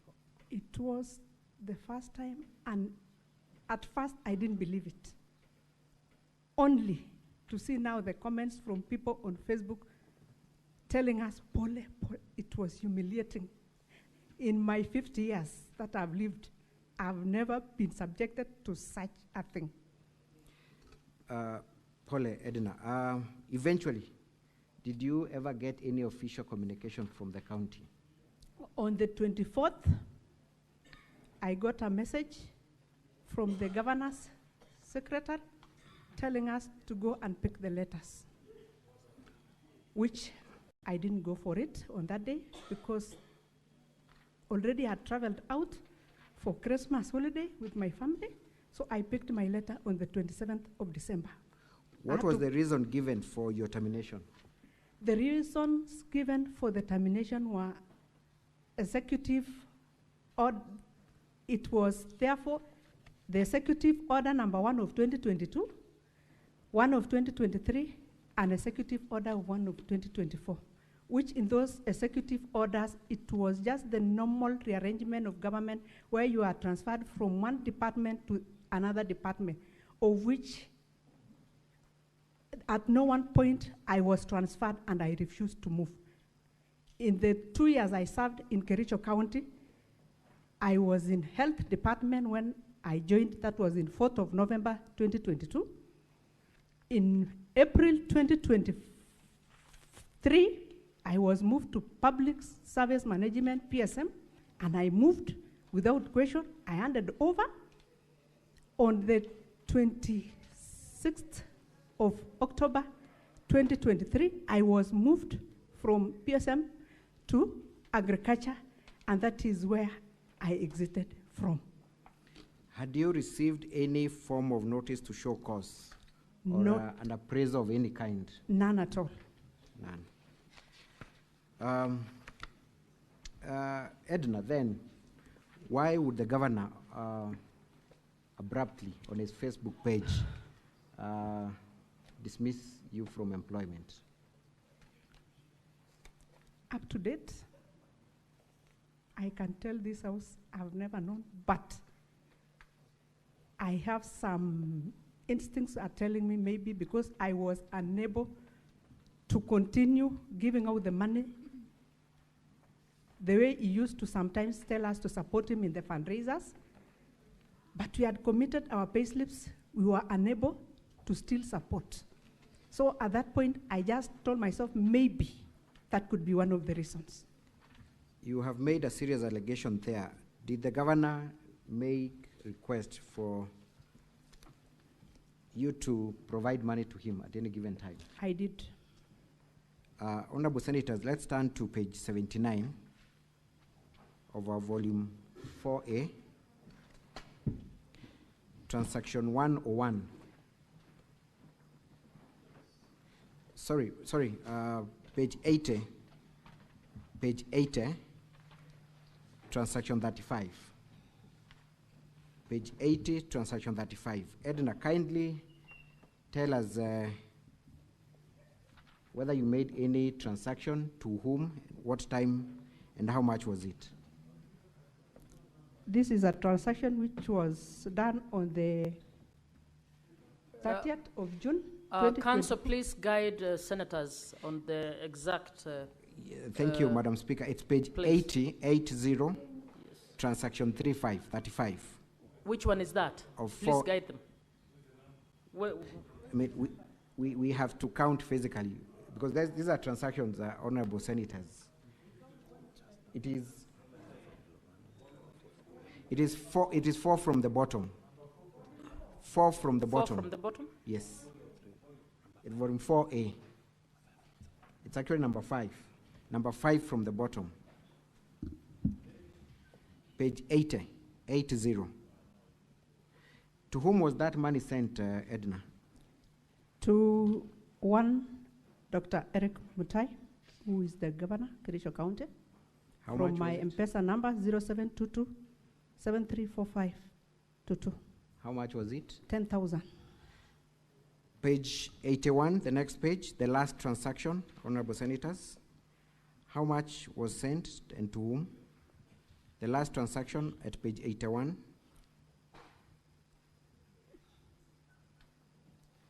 It was on date 23rd of June 2024, again to Dr. Erick Mutai,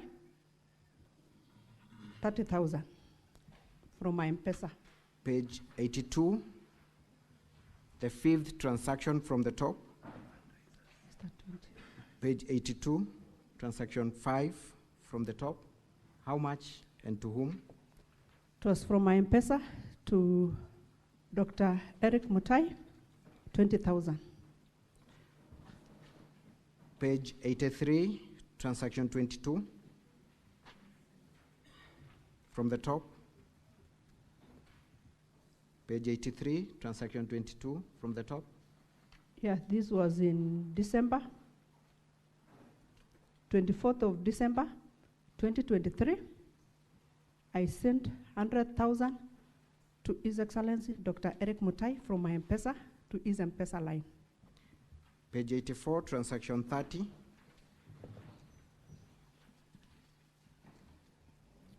That was on 17th of December, 2023, to Dr. Erick Mutai from my M-Pesa, 40,000 to his M-Pesa.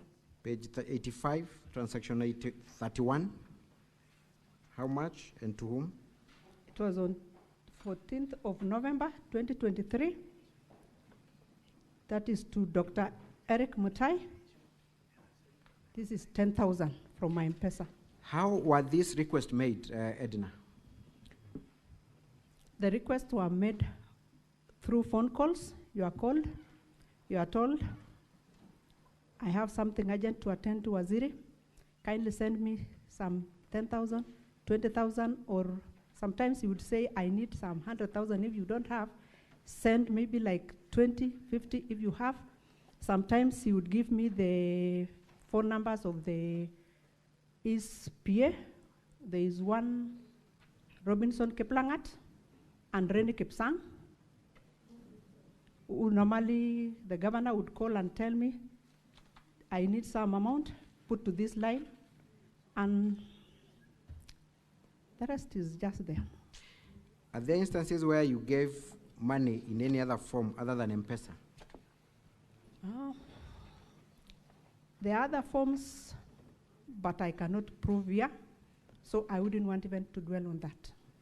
How much money in your estimation have you given to the governor pursuant to his requests?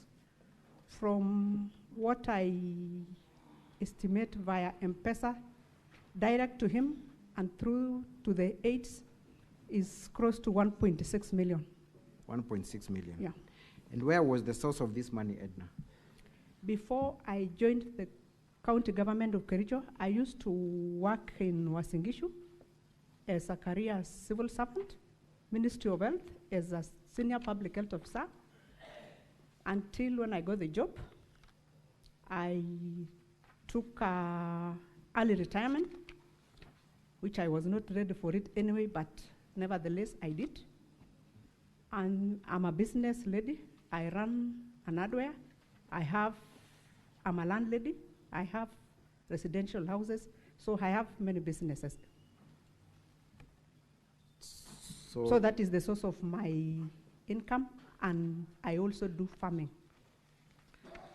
Thank you. Let's go to paragraph 23 of your affidavit at page 101. There was an incident that was alluded to by a witness who preceded you. You have also highlighted the same incident in your affidavit. Can you kindly tell us what you meant at paragraph 23? Okay, on that day, there was a meeting at the boardroom. After the meeting, the governor told us to go to his office. Unfortunately for myself, I didn't go, because already I knew the first team who had gone there, they were forced to sign a resignation in a blank. So I told myself, I cannot take myself to a slaughterhouse. Let it come, if it will come, in a different style. But I'll not sign. So you did not sign for? I didn't sign any blank resignation. I didn't. Thank you. In respect to the remarks made against Mr. Geoffrey, you have also alluded to that fact, that you were in that meeting, correct? Yes, it's unfortunate, and for me as a mother, it really pains, because no one chooses to have a certain child, and if nature makes you to be whom you are, no one should ridicule anyone. It's unfortunate. It's not only for the former CEO, Geoffrey, but who the governor used to use so many words to describe him as a person. I thought this young man was just physically disabled. He's also mentally disabled, which is, for a mother like me, it's painful, and it's unfortunate to come from a leader. So such words are heavy. Even as he used to, like, demeaning us in cabinet, you are clueless, CCs. Then at some point I would sit and ask myself, fine, I could be clueless, but why are you asking money from a clueless CC? Thank you. I think we've already addressed that, Edna. The question is, were you present when the governor uttered those specific words? Yes. Thank you.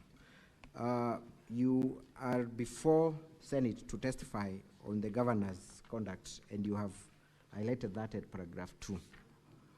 What are the specific complaints you have against the governor? What are the violations that you are accusing the governor of? One, the unlawful termination of my contract, which he made me to take an early retirement at an age of 50. I still had another 10 years to work in the public service. But he decided to offer me a job for 5 years, which I signed the contract, but early, 2 years, he decided to terminate the contract without the proper procedure. Does the law, specifically the Employment Act and the County Government Act, give the governor mandate to arbitrarily terminate the employment of a CC? Through a procedure. Through a procedure. Was that procedure followed? No. Thank you very much, Edna. Madam Speaker, that is all for this witness.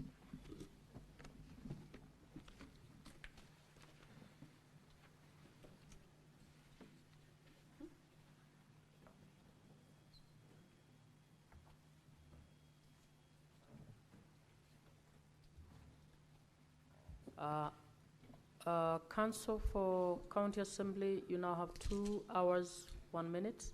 We now move on to cross-examination. Council for Governor.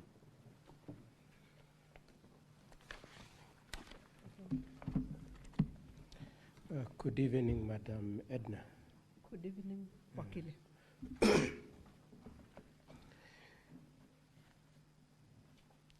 Your complaints mainly are to the issue of your termination and your complaint about being asked to remit money, isn't it? Okay. Now I'd like us to start with the issue of termination.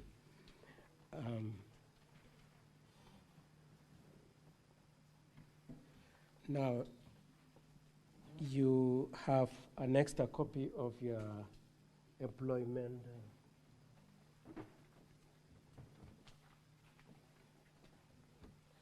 You have an extra copy of your employment contract, which is at page 72 of volume 4A, isn't it? You recall annexing it, isn't it?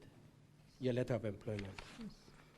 And it is, Honorable Senators, I'm referring to Assembly's bundle, volume 4A, page 68 to 71. Sorry, to page 72.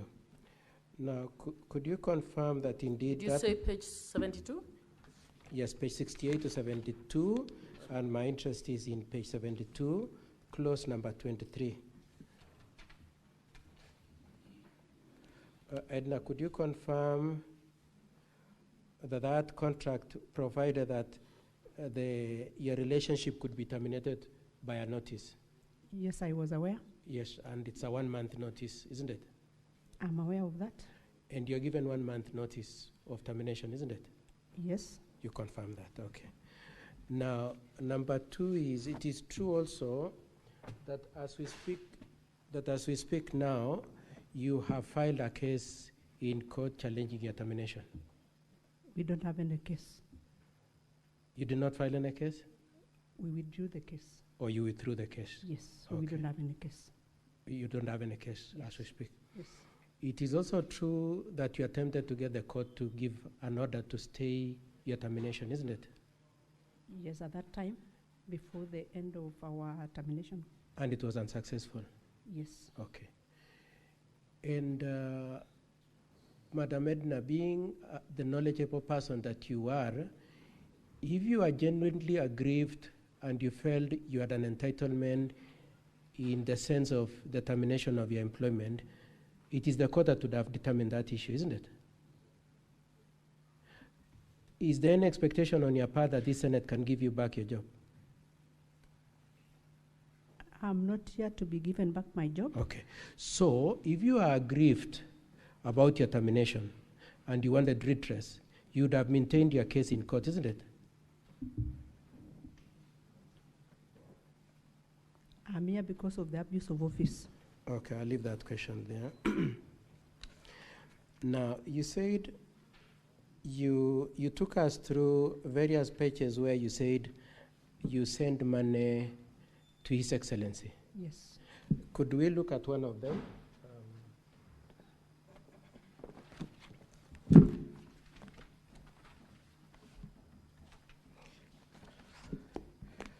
The first entry, could you tell us again where what your first claim of remittance of the money is where? Could you just indicate to us? It was page? 80. Yeah? There is 80. Should There we is say that? 81. 81, page 81. Now, could we look at that entry at page 81? Could you tell the honorable senators the name indicated there? Just say out the name. It's Mutai Erick. It's written Mutai Erick. Yes. Could you confirm that his phone number is not indicated on the exhibit you have brought to court? It is indicated. Does it show all the numbers? Does it show his full number? It is normal for M-Pesa not to show the full name, not to show the full number, but I'm 100% sure he's the one, and I'm the one who did the transaction. I'm 100% sure. Okay. I will ask you the question again. I don't know which question you're answering. I'll ask you the question again. Page 81, you have shown and contended that Erick Mutai, who you show at the bottom, is the governor. Could you again answer the question I've asked you? Does it show the full number of the governor there? It shows hash *2547 and then stars 004. So it doesn't show and then the full. Mutai Erick. So it doesn't show the full number name. It doesn't number, show it? the full number, but Thank that you. is That's all I the was governor. asking you. That's all I was asking you, madam. And that is the same with all the transactions, isn't it? It's normal for M-Pesa That's not the settlement. question. That is how it's removed. Edna, that's not the question. The question is, all the interest you have taken us through doesn't have the full number, isn't it? It doesn't. Thank you. Now, part of your contention is that which money, whose money was this you are sending? My money. It's your personal money? Yes. Okay. And how was the requisition for this money made? Through phone calls. Through phone calls. Yes. Now, apart from the Exhibit 81, the exhibits of the M-Pesa's dispatch that you've shown us, have you presented to this court any call logs that His Excellency called you to tell you, please send me any money? If need be, I can present. Please answer my question. As you stand there, have you brought anything to show that indeed His Excellency called you? I have some messages from him. I've asked you, have you brought any call logs? I can present, I have. You don't have with you here? I have. Have you annexed to your affidavit? It's not in the affidavit, Okay. but I have it. Now, did you say, in fairness to Governor, that he would call you and say, kindly send the money? Did you say that? Yeah, your advocate asked you how you want me to use the name, the words that he normally uses, or I just put it? Yeah, he calls you. Waziri,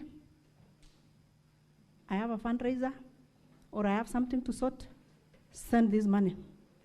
When you say I don't have that, look even for, if you can get 20, if you can get that, maybe that he had asked for 100 and I don't have the 100, he will tell me, send even 50. Now, and he would request you? I wouldn't call it a request because sometimes when you say I don't have, you get insults. And have you captured that insult anyway? Yeah, if I can remove my call logs, you'll just be muffled. From the way you are so unhappy, you obviously would have produced them if they were there, isn't it, Edna? If I can be given a chance, I can produce them. I will move on to a different issue, Madam. Now, you say in your affidavit, you said you've sent him about 1.6 million, 1.5 million, but in your testimony today, you say it's 1.6. So is it 1.5 or 1.6? I said more than 1.5. More than 1.5. Yeah. But the truth of it is that what you've presented, assuming to us is because we don't have his full names, we don't have his full numbers. Assuming it was true, what you've shown us does not exceed 200,000, does it? 300. About 300. Yes. And for the difference of what you say, you don't have anything, do you? I have them. Do you have it here Yes. in the... Yeah, it is there. Okay. In the M-Pesa printout that you've given us? Is it in the M-Pesa printout that you've given us? M-Pesa to Irene Chepkwony.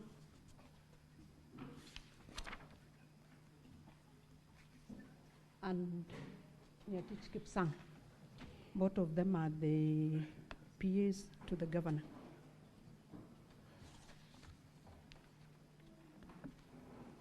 And it is your presumption that when you send it to those people, they are giving it to governor? I don't assume because I send the money after I get a call from the governor himself.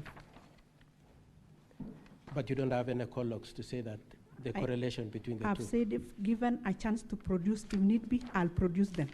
I'll go to Safaricom and I'll get them.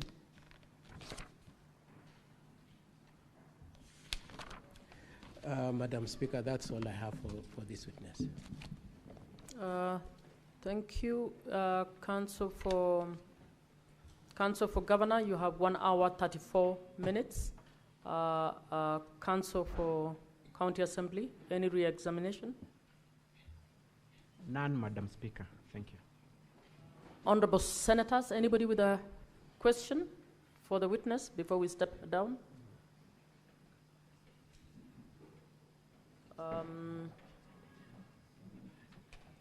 Senator Boni Khalwale. Thank you, Madam Speaker. Madam Speaker, I'm a little bit lost. I would like Keegan to help me. Keegan, the witness has attempted to demonstrate how she gave the money to the governor. And now, from your cross-examination, you're giving me the impression that you are watering that evidence down because there's no evidence of the conversation or correspondence between the witness and your client. Do you have any information that you have in your possession? Senator Halware? Yes. You're actually verifying from the witness, not from the true. counsel. Yeah. But you see, I want that clarity. The witness has attempted to convince us that she sent this money. We have it. But the weight of that witness seems to be, evidence seems to be being taken away. Senator Halware, the person you want to ask, is there a particular question you want the witness to reassert, to reaffirm, or you don't have any? It's not a question to the council. Madam Chair, if it was in the absence of the other parties, I would have told you what I think about what you have told me. So I'll restrain myself for that respect and step down that question. But think about you are trying to gag me. Madam CC, if you had not been sacked, would you still have given this evidence?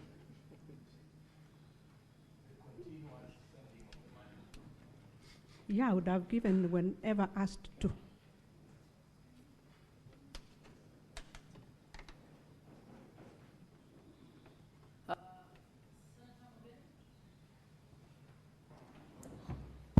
Yes, Madam Speaker, I just want clarification from the witness.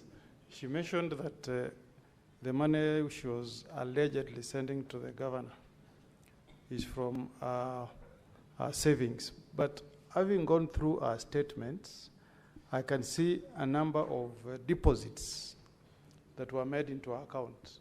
So I just wanted to clarify, at page 80, you received money from Paul Misik, 50,000. Page 8, you received money from Janet Koech, 10,000. The same page, you received money from Beatrice Kiptanui, 10,000.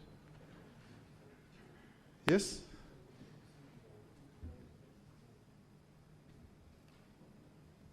Paul. Senator Mogeni. Money paid in means what?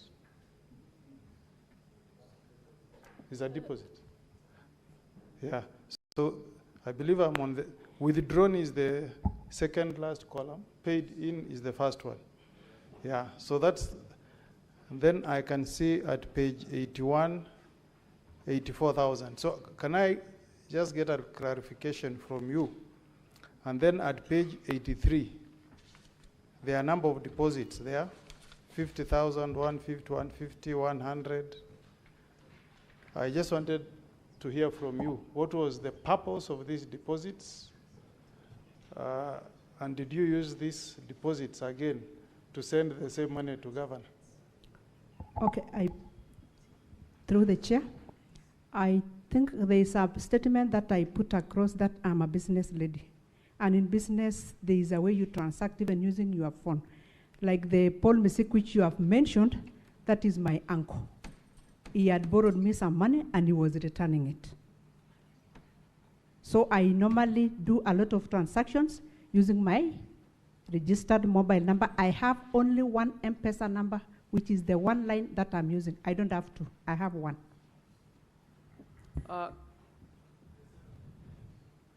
Can we move on to the next question? I don't think the witness has to explain transactions that have nothing to do with this hearing. Senator Tabitha Mutinda.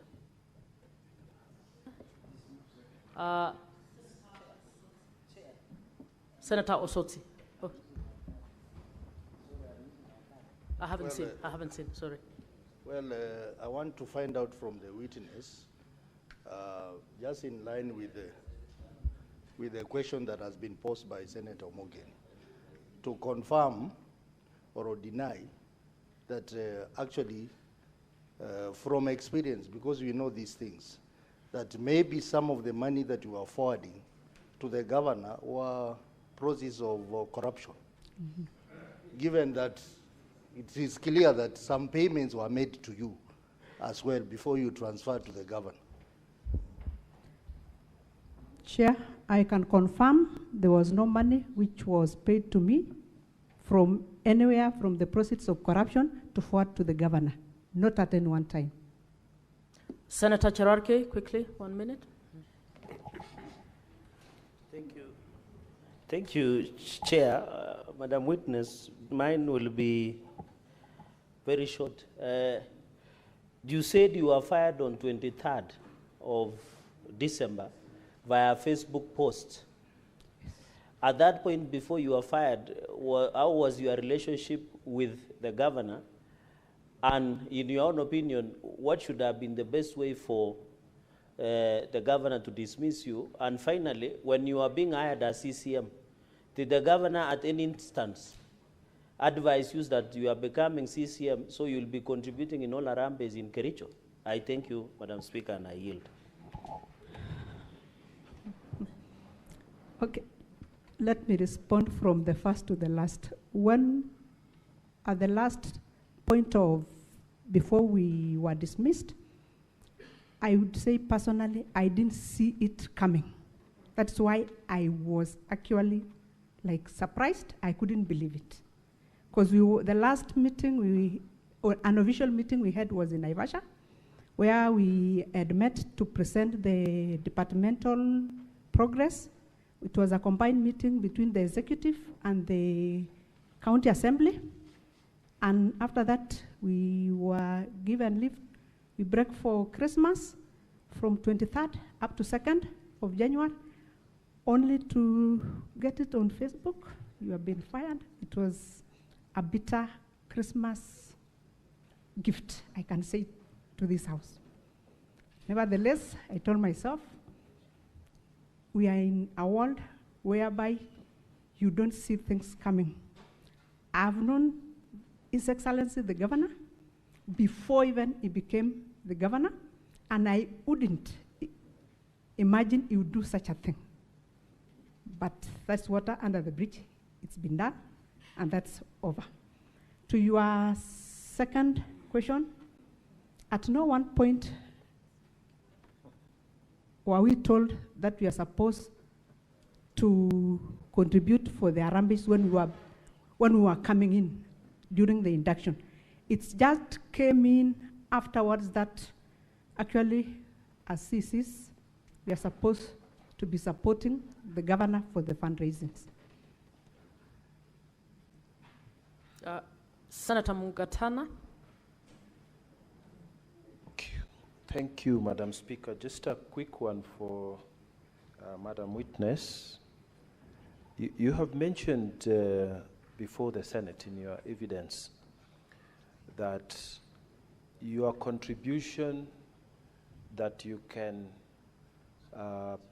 give evidence on is about 300,000, but the contribution that you have been giving to the governor is in excess of 1.5 million. I just wanted you to maybe clarify to my mind and to the Senate, how are you giving this other money, the difference, the 1.2, how was it? Was it cash? Was it bank transfer? How was it being given? And still on that, I'm sure you sound very well read, very well educated. You must have known you are coming to this Senate. Did you not plan to, buttress the 1.2 million difference? How are you going to explain it?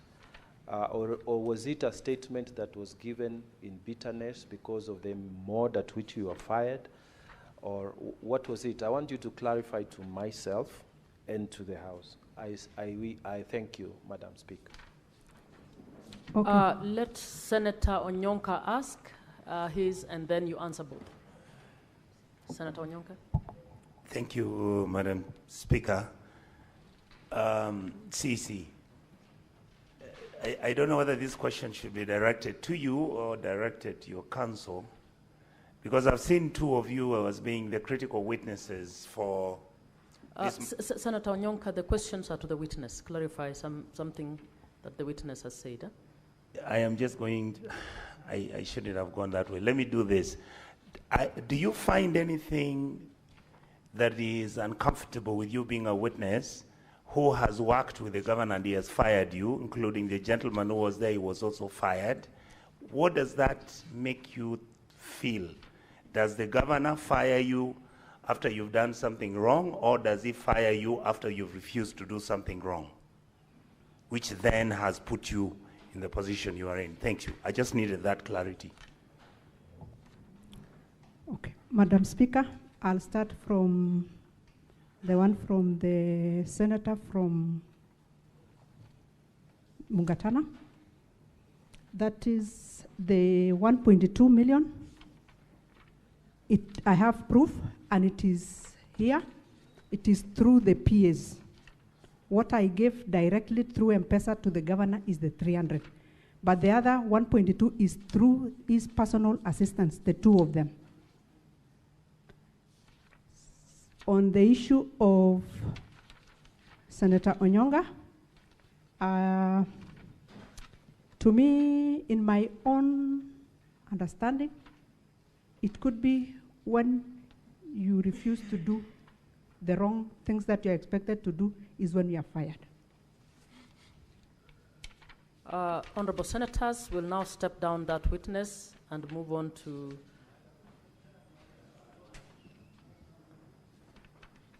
okay, one minute, quickly. Senator Mandago. Thank you very much, Chair. I just want to ask the witness, is it that you are testifying over this matter because you are looking for your money, or actually it's out of a bitterness of having been fired? Number two, Chair, I don't know why we should be discussing this money that is not governed under PFM Act, because they are neither revenue for the county, neither is it equitable share.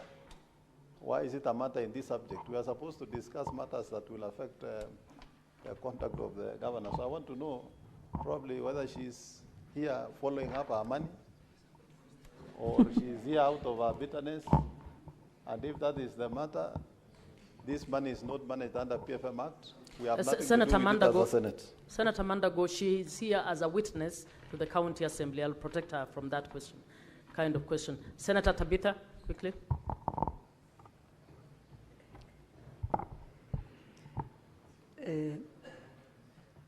Thank you. I also want to take a minute and ask Madam Witness, because I think what you've been saying now is really high level of some impunity. But mine is as being the professionals, because we've had the first witness and now you, and maybe even the third one will come and say the same thing. Why wouldn't you stop the governor from doing what he was doing to you? Because when I listen to you, I'm just wondering, could other CCs all over the Kenya maybe suffering the way people you are coming to give those witnesses? If it's true what you are saying, because it's unbelievable what you are trying to say, tell us. But my question is, why wouldn't the CCs, because it seems it's all of you going through the same thing, if that is true, why wouldn't you stop the governor? Because that is one, and you are the many, the majority. That's my question. Then Senator Nyoto, quickly, and then the witness can answer the two questions. Thank you, Madam Speaker. My question to the witness is, now that she was sending money to the governor, she sent some money to the governor, and Madam Speaker, the first witness also said that he sent money to the governor or his PAs several times. Was there an expectation, Madam Witness, that once you send this money that then you're expected to commit some fraud in order for you to be able to recover the money that you are sending to the governor. I wish, Madam Speaker, I asked the same question to the first witness. And is it the submission then of the witness that there is a culture in Kericho County government that the governor receives money from employees on condition then that they will do some fraud with the systems or something and get their money back, send to the governor, and also be left with something on top? Thank you, Madam Speaker. The witness may answer the question, but ignore the bit on the fraud.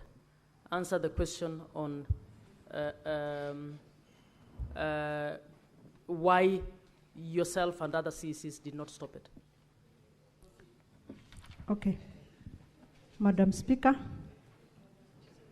I wish to answer the question from Senator from Nakuru. At some point, myself, I contemplated actually resigning because of the pressure. The only unfortunate thing which was there is we had committed our payslips and took mortgage and loans.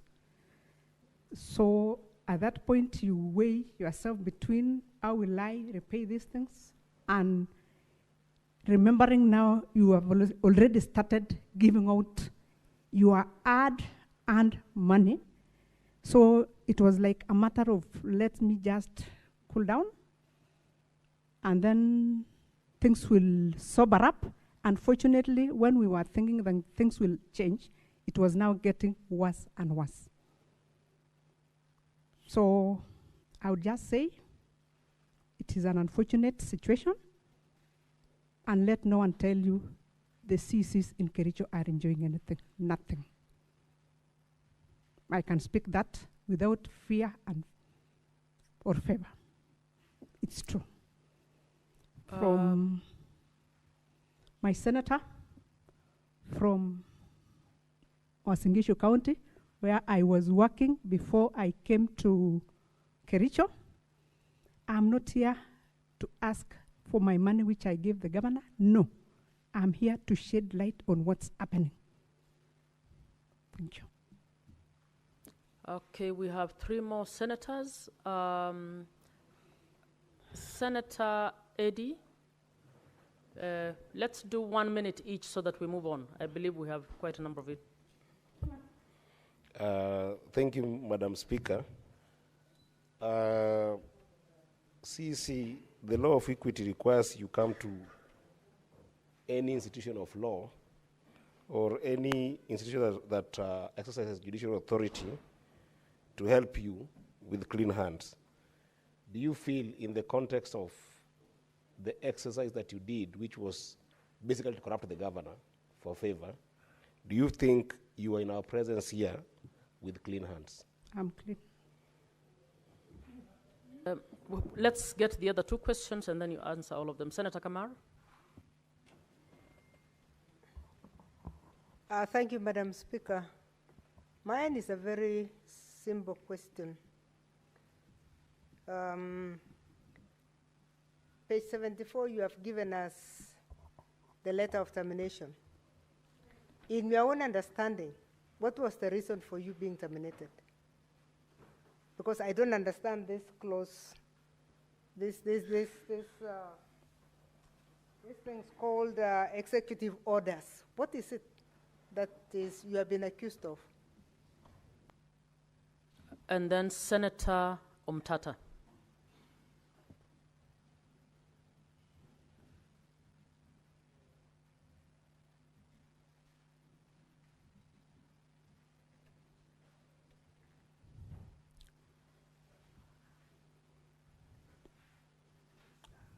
Madam Speaker, I would like to ask the witness, given the pain she has expressed in terms of how she was being managed, and understanding that what she was being asked to do was wrong, did she try to seek the help of law enforcement, like reporting to the Anti-Corruption Commission or any other authority that could maybe protect her?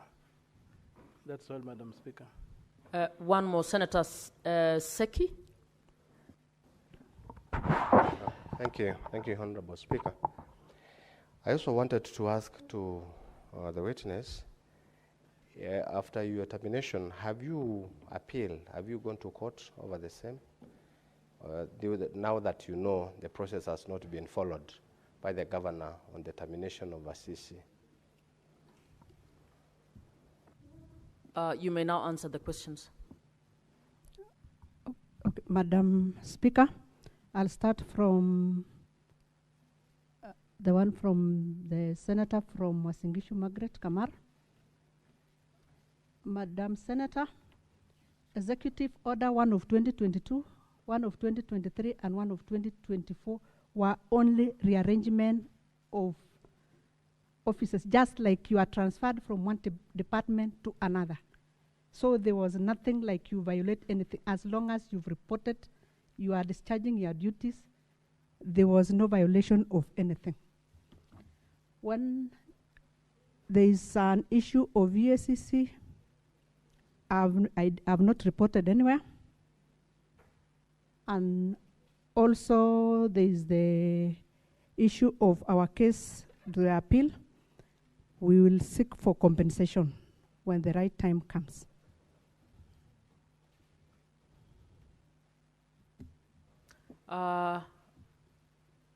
Senator Mwaruma.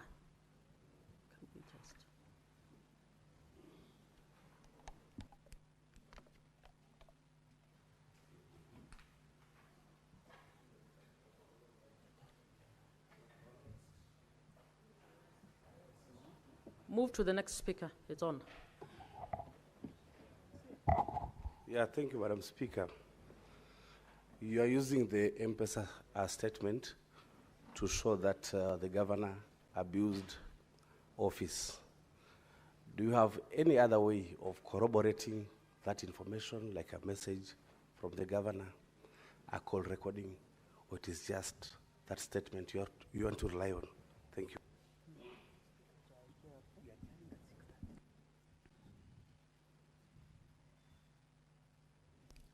Madam Speaker, I can respond to that. Yes, proceed.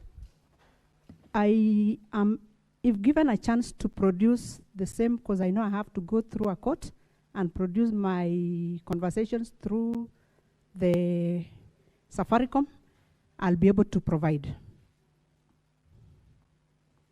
The witness may now be stepped down. Counsel for County Assembly. No, the speaker, the witness may be stepped down, please. We'll move on to the next witness. Counsel, can you kindly indicate how many witnesses you have so that we see how best to manage the time?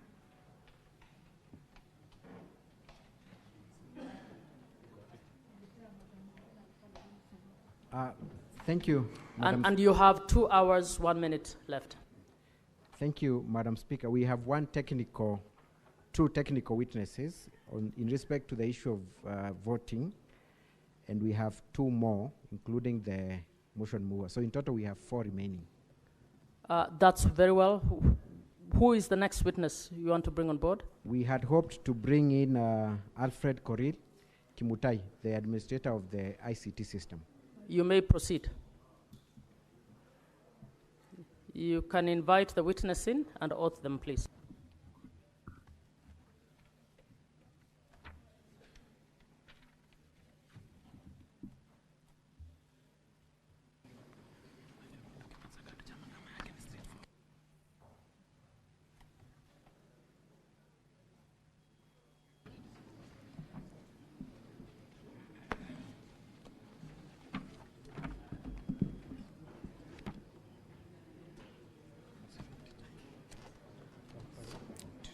Clerks, you may proceed to oath the witness.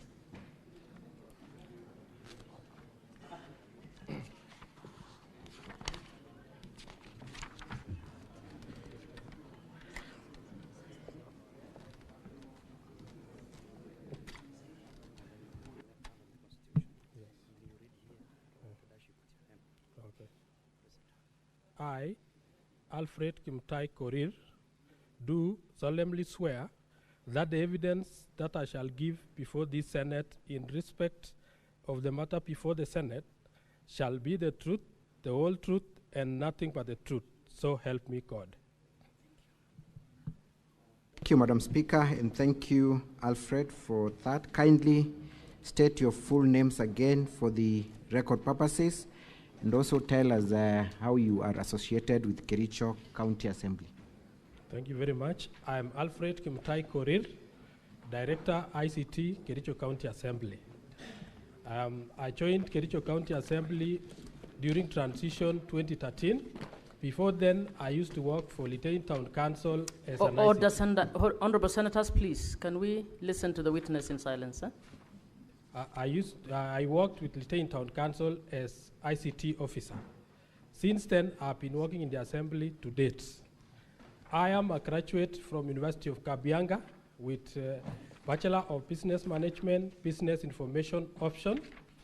I am an ongoing student of Masters at the same university, and I did my diploma at Kenya College of Communication Technology then, now currently Multimedia University.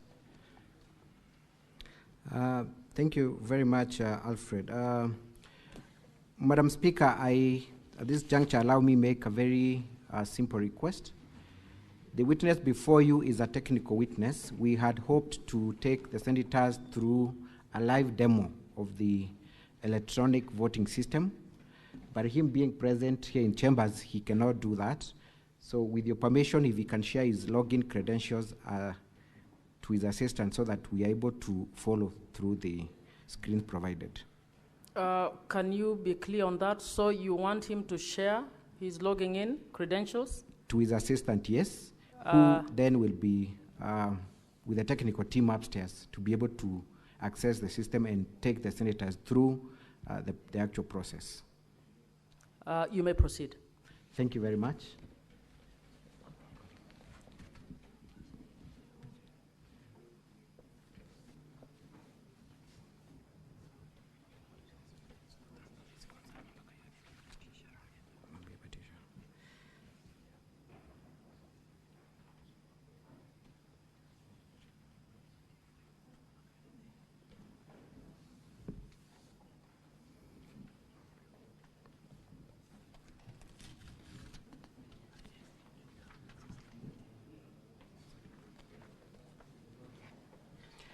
Thank you, Madam Speaker. Alfred, you have described yourself as the person in charge of Kericho Assembly Internal Financial Management and Reporting System. You are the administrator of that system, correct? Yes. How was that system procured? In 2018, we embarked on a journey of digitizing of assembly operations, since we used to use manual vouchers in the assembly. So we did it internally because me and my colleagues, I have 3 other staff in serving under ICT.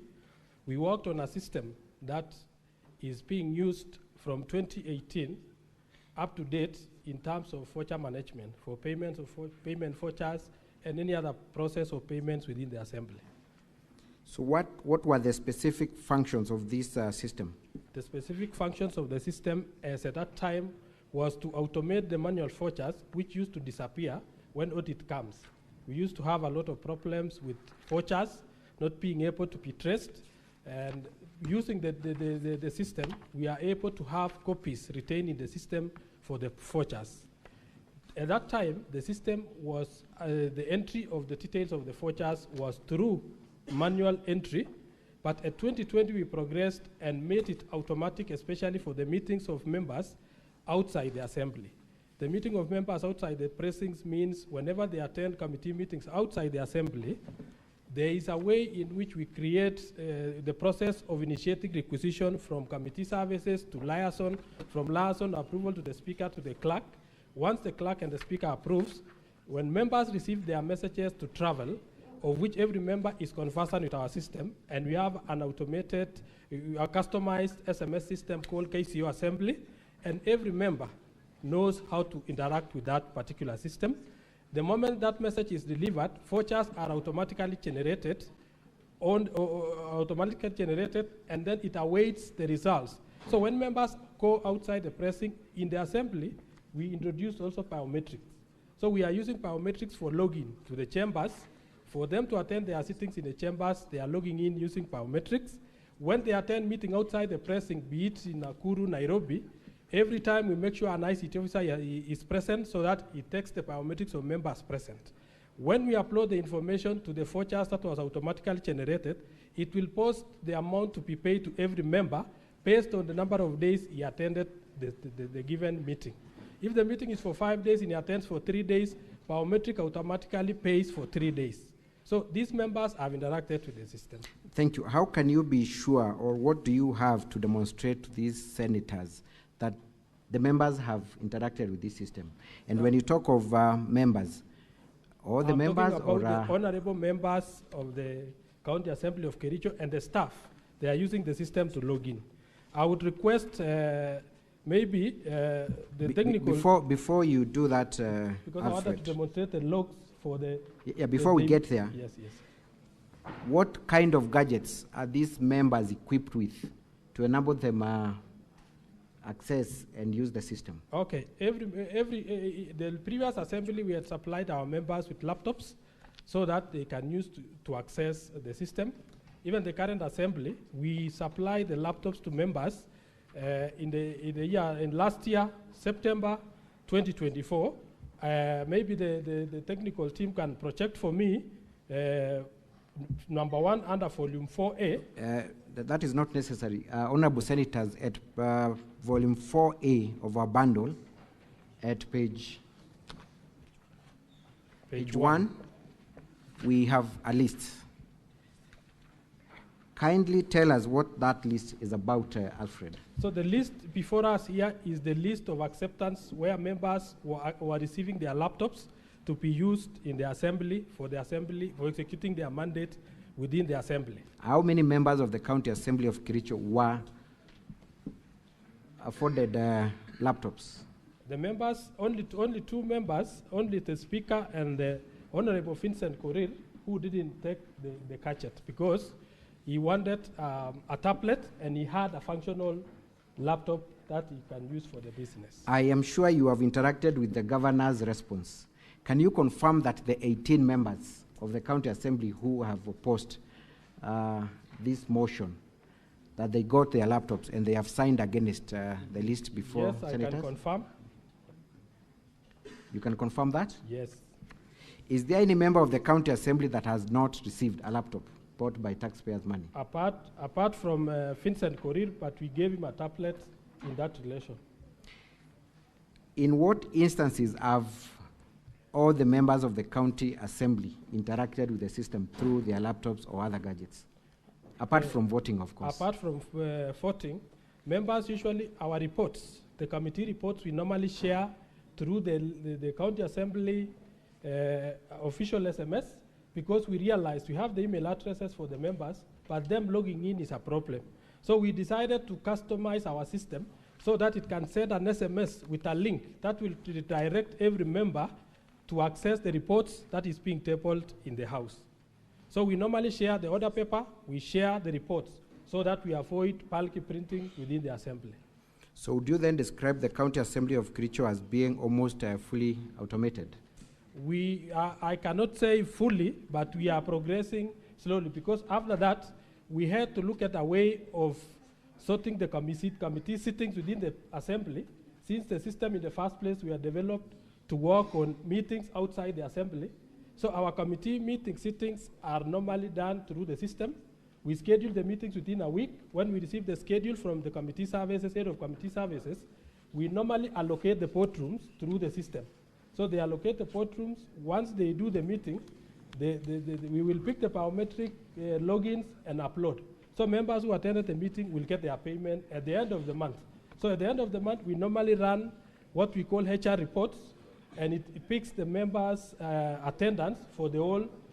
Usually we pay the best 4 within a week, and the maximum number of weeks we normally pay is 4, and in some other instances we can add 5 because we have other months which has more weeks than 4. Thank you.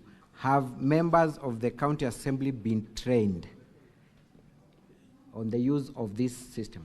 Members of County Assembly are well versed with the system, and any other time they have had any issue, they have always been consulting the ICT department on any technical issue, whether they are not receiving the SMS or they cannot be able to log into a particular.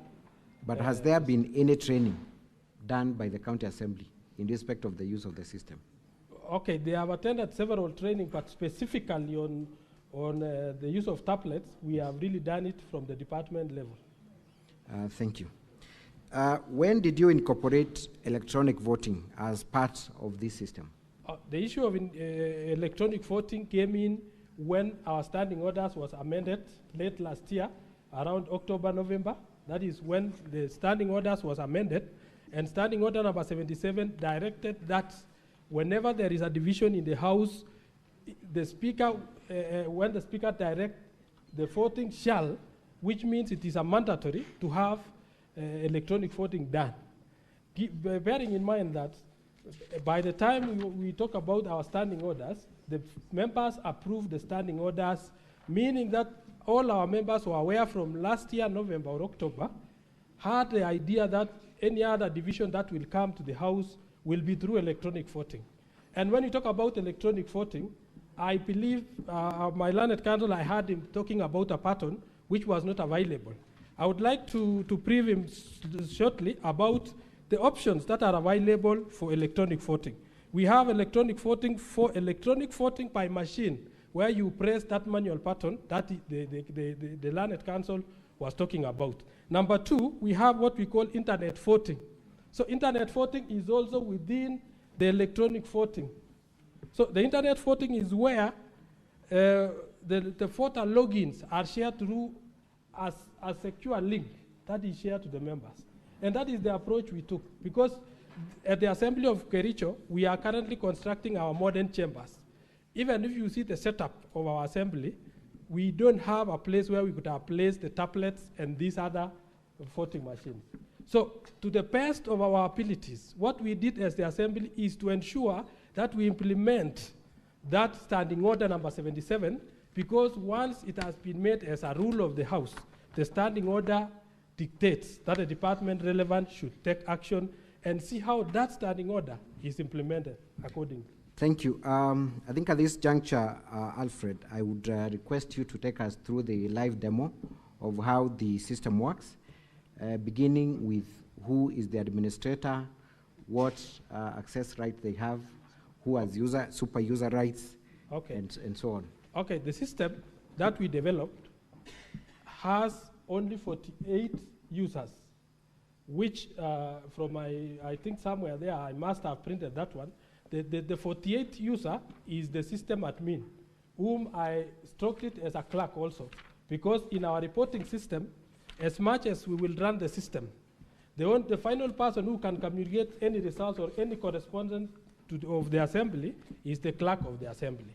So you can confirm from page 8 of our Annexure 4A. So the admin that is county clerk is me. So I log in as an admin, and that is the only person who is inside this system. This is quite important, Alfred. Yes. Because there was an accusation here by counsel for the governor, alleging that there were a number of people in the system, and one of them was the clerk. Yes. And yourself as the administrator. So that is the only person who is there. It is me as an admin, and all the other members are honorable members. And remember, as an admin, I don't have my IPPD to log into this system.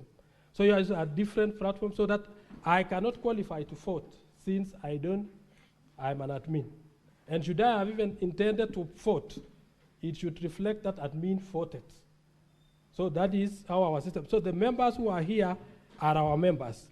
And for the benefit of doubt, after we worked on this system, because we were expecting the speaker to put a question any time when the motion was ongoing.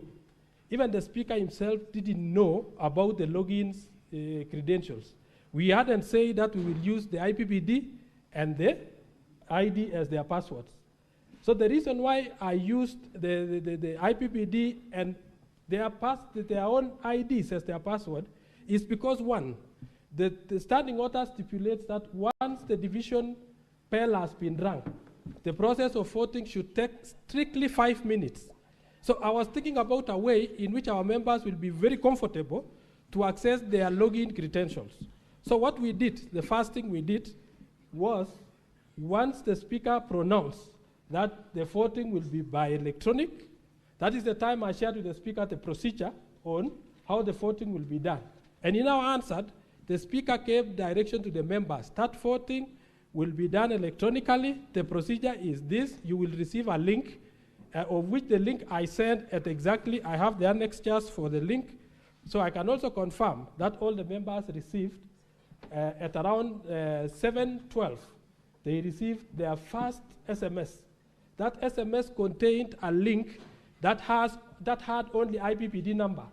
The reason why I had to give them IPPD numbers is because, for the benefit of doubt, I could imagine that there are some members who have not memorized their payroll numbers. But the following SMS was with the link and indicating that your password is your ID, which is best known to every member. I didn't publish the IDs anywhere for the login. There was an allegation that if you click that link, yes, it would give you both the username and the password. Is that correct? It is not correct. Would you like to demonstrate yes, through a live demo? I don't know whether my guys are up there. They can.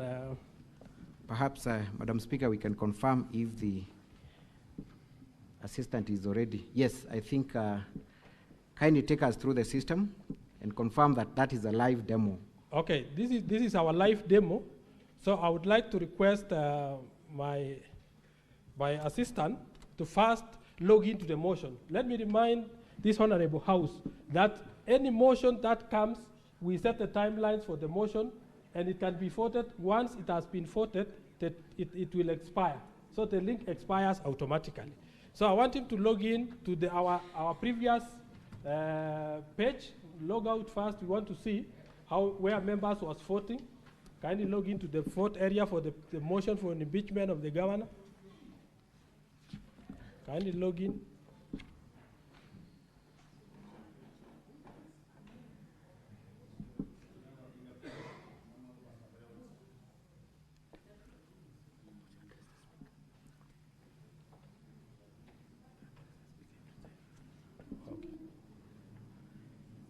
Kindly explain the various slots that we are witnessing from the screen.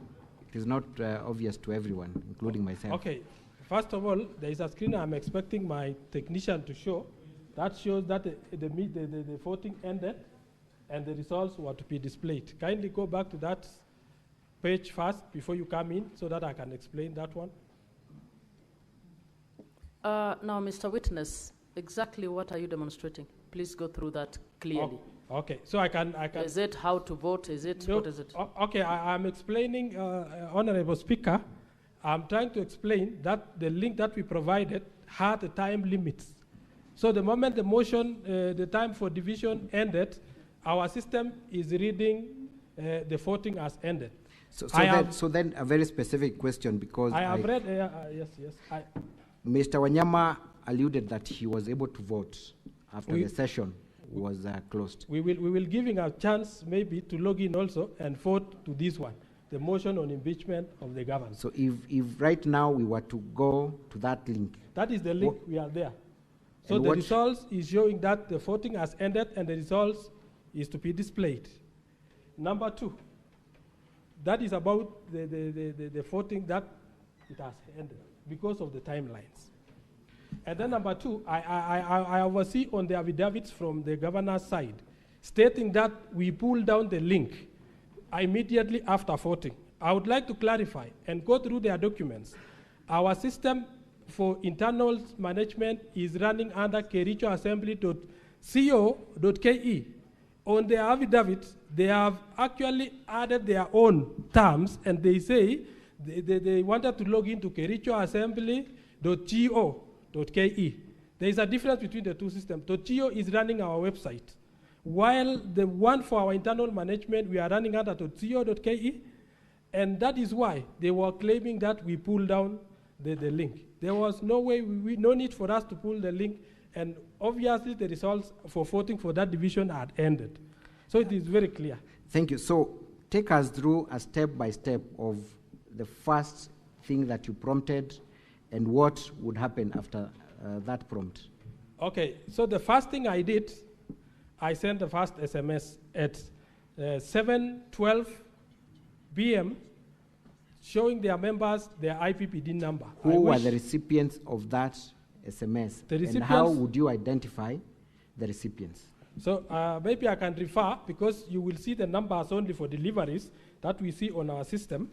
But these members, we have their numbers which they gave us as their official numbers they have been using to receive information from the assembly. So no member, and I've never seen in any of the affidavits, who has claimed that he didn't receive the link nor the SMS. Was there a possibility of any other person who is not among the members of the county assembly receiving the SMS? No. How is that so? Because we have a database. The database we are running here for voting system contained only 48 people. The only additional person who received that additional SMS was me as the system administrator, because I wanted to confirm whether the SMS I forwarded, the link is opening the right thing. So what I did, I attached myself. If we count the numbers that I sent. Before we go there, yes. there is a volume you have. Yes. Kindly take the honorable senators to the specific extract of the messages that were sent to each of the numbers. Yes. So the specific extract is in page 11 of our affidavit. That is volume 4A. And page 11 and 12. What is contained at page 11 and 12? What is contained in page 11 and 12, up there you can see that follow the link below to access your IPPD number. So when you click on that link, it could direct every member to the page where the IPPD numbers were being displayed. Can you account for... So these numbers, I can account for these numbers. The last one is my number, ending with 319. So I was doing that so that I can confirm that the messages I have sent to these members are really working. Are you able to tell when there is no delivery of your message? Yes. When there is no delivery on the message, I could get a fail instead of send. Do we have any fail on your extract? No failed message. Thank you. And then the next message, that is on number 12, was the confirmation of where I sent an SMS which say electronic voting link. And I shared the link. That is the link where every member could have clicked or should have clicked and log in using their username as IPPD, and the password I said use your ID number. Remember, I said use your ID number. I didn't display the ID numbers. So the claim that the ID numbers was used is false and not true. Again, are you able to account for the delivery of your link to all the numbers in your database? Yes, I can account. Where is that found? It is in page 12. We all see all the messages were sent also. What you have at page 12, is it the same thing we are accessing live on the demo that is on the screen? Yes. That we have now entered into the platform and we are able to see that exactly. Okay, yes, we can enter and see. So this one, for the messages, I captured the delivery reports because once I have confirmed the deliveries, we don't save the logs for deliveries within our internal system, provided I have seen all the messages have been delivered. Just like any other send message in any phone, you could see that the message was delivered. Thank you. Let's go to the controversial issue as raised by Counsel for the Governor. Yes. Are you able to take us through each vote, what time it was made? Yes. And the choice made by the specific member? I will, because I shared my link at the link for voting. I shared at 7:14 exactly. That is 7:14:00 is the time I forwarded my link. And then we can go back here. Is that timestamp available anywhere? It is available. So we will see the first logins. We can start from, let's confirm from page 17, we come onwards. That is where we will see how logins started coming in. So for avoidance of doubt, I had our learned counsel through the Honorable Speaker saying that admin logged in and never logged out. I can confirm that I really logged in and I never logged out because I was monitoring at the back end whether members are getting troubles in logging in so that I can alert the ICT officers who are in the chambers to know which member specifically was having difficulties in logging in. Other than being present in the platform, Yes. can the logs confirm whether there was any other activities conducted by the admin?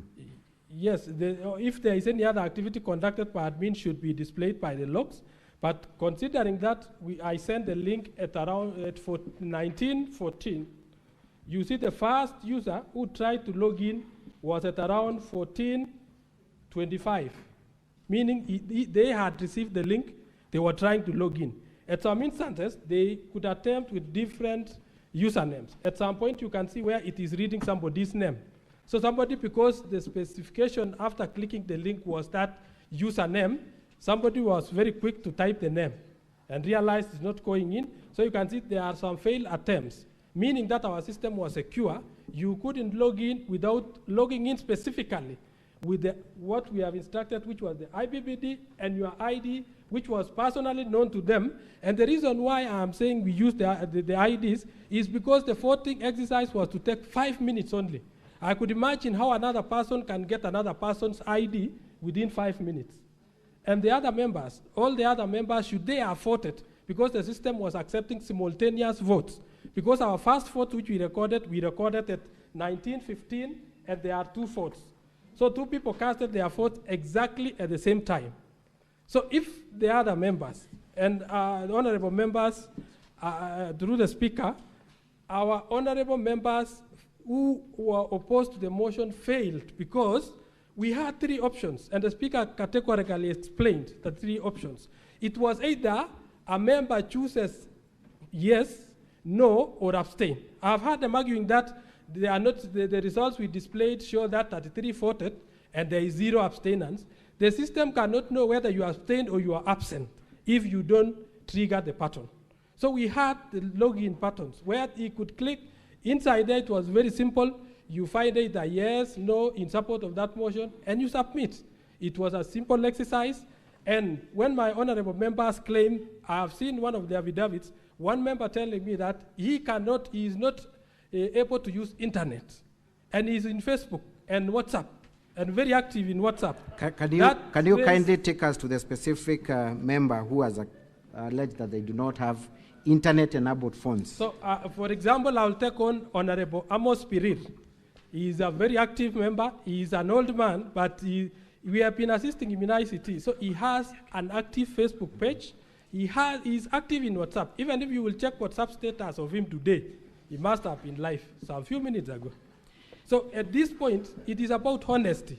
Because us, as the staff of the County Assembly, we are there to facilitate members execute their mandate. We don't have interest. And if interest was there, honorable senators, I want to tell you, His Excellency Honorable Erick Mutai is my neighbor in where I come from, Maternal Home. He is my immediate neighbor. He has my number. If I was to take sides, it was on his favor. But since we are doing professionally, we have the integrity to protect. I decided to have this system to make sure that we don't compromise on the end results.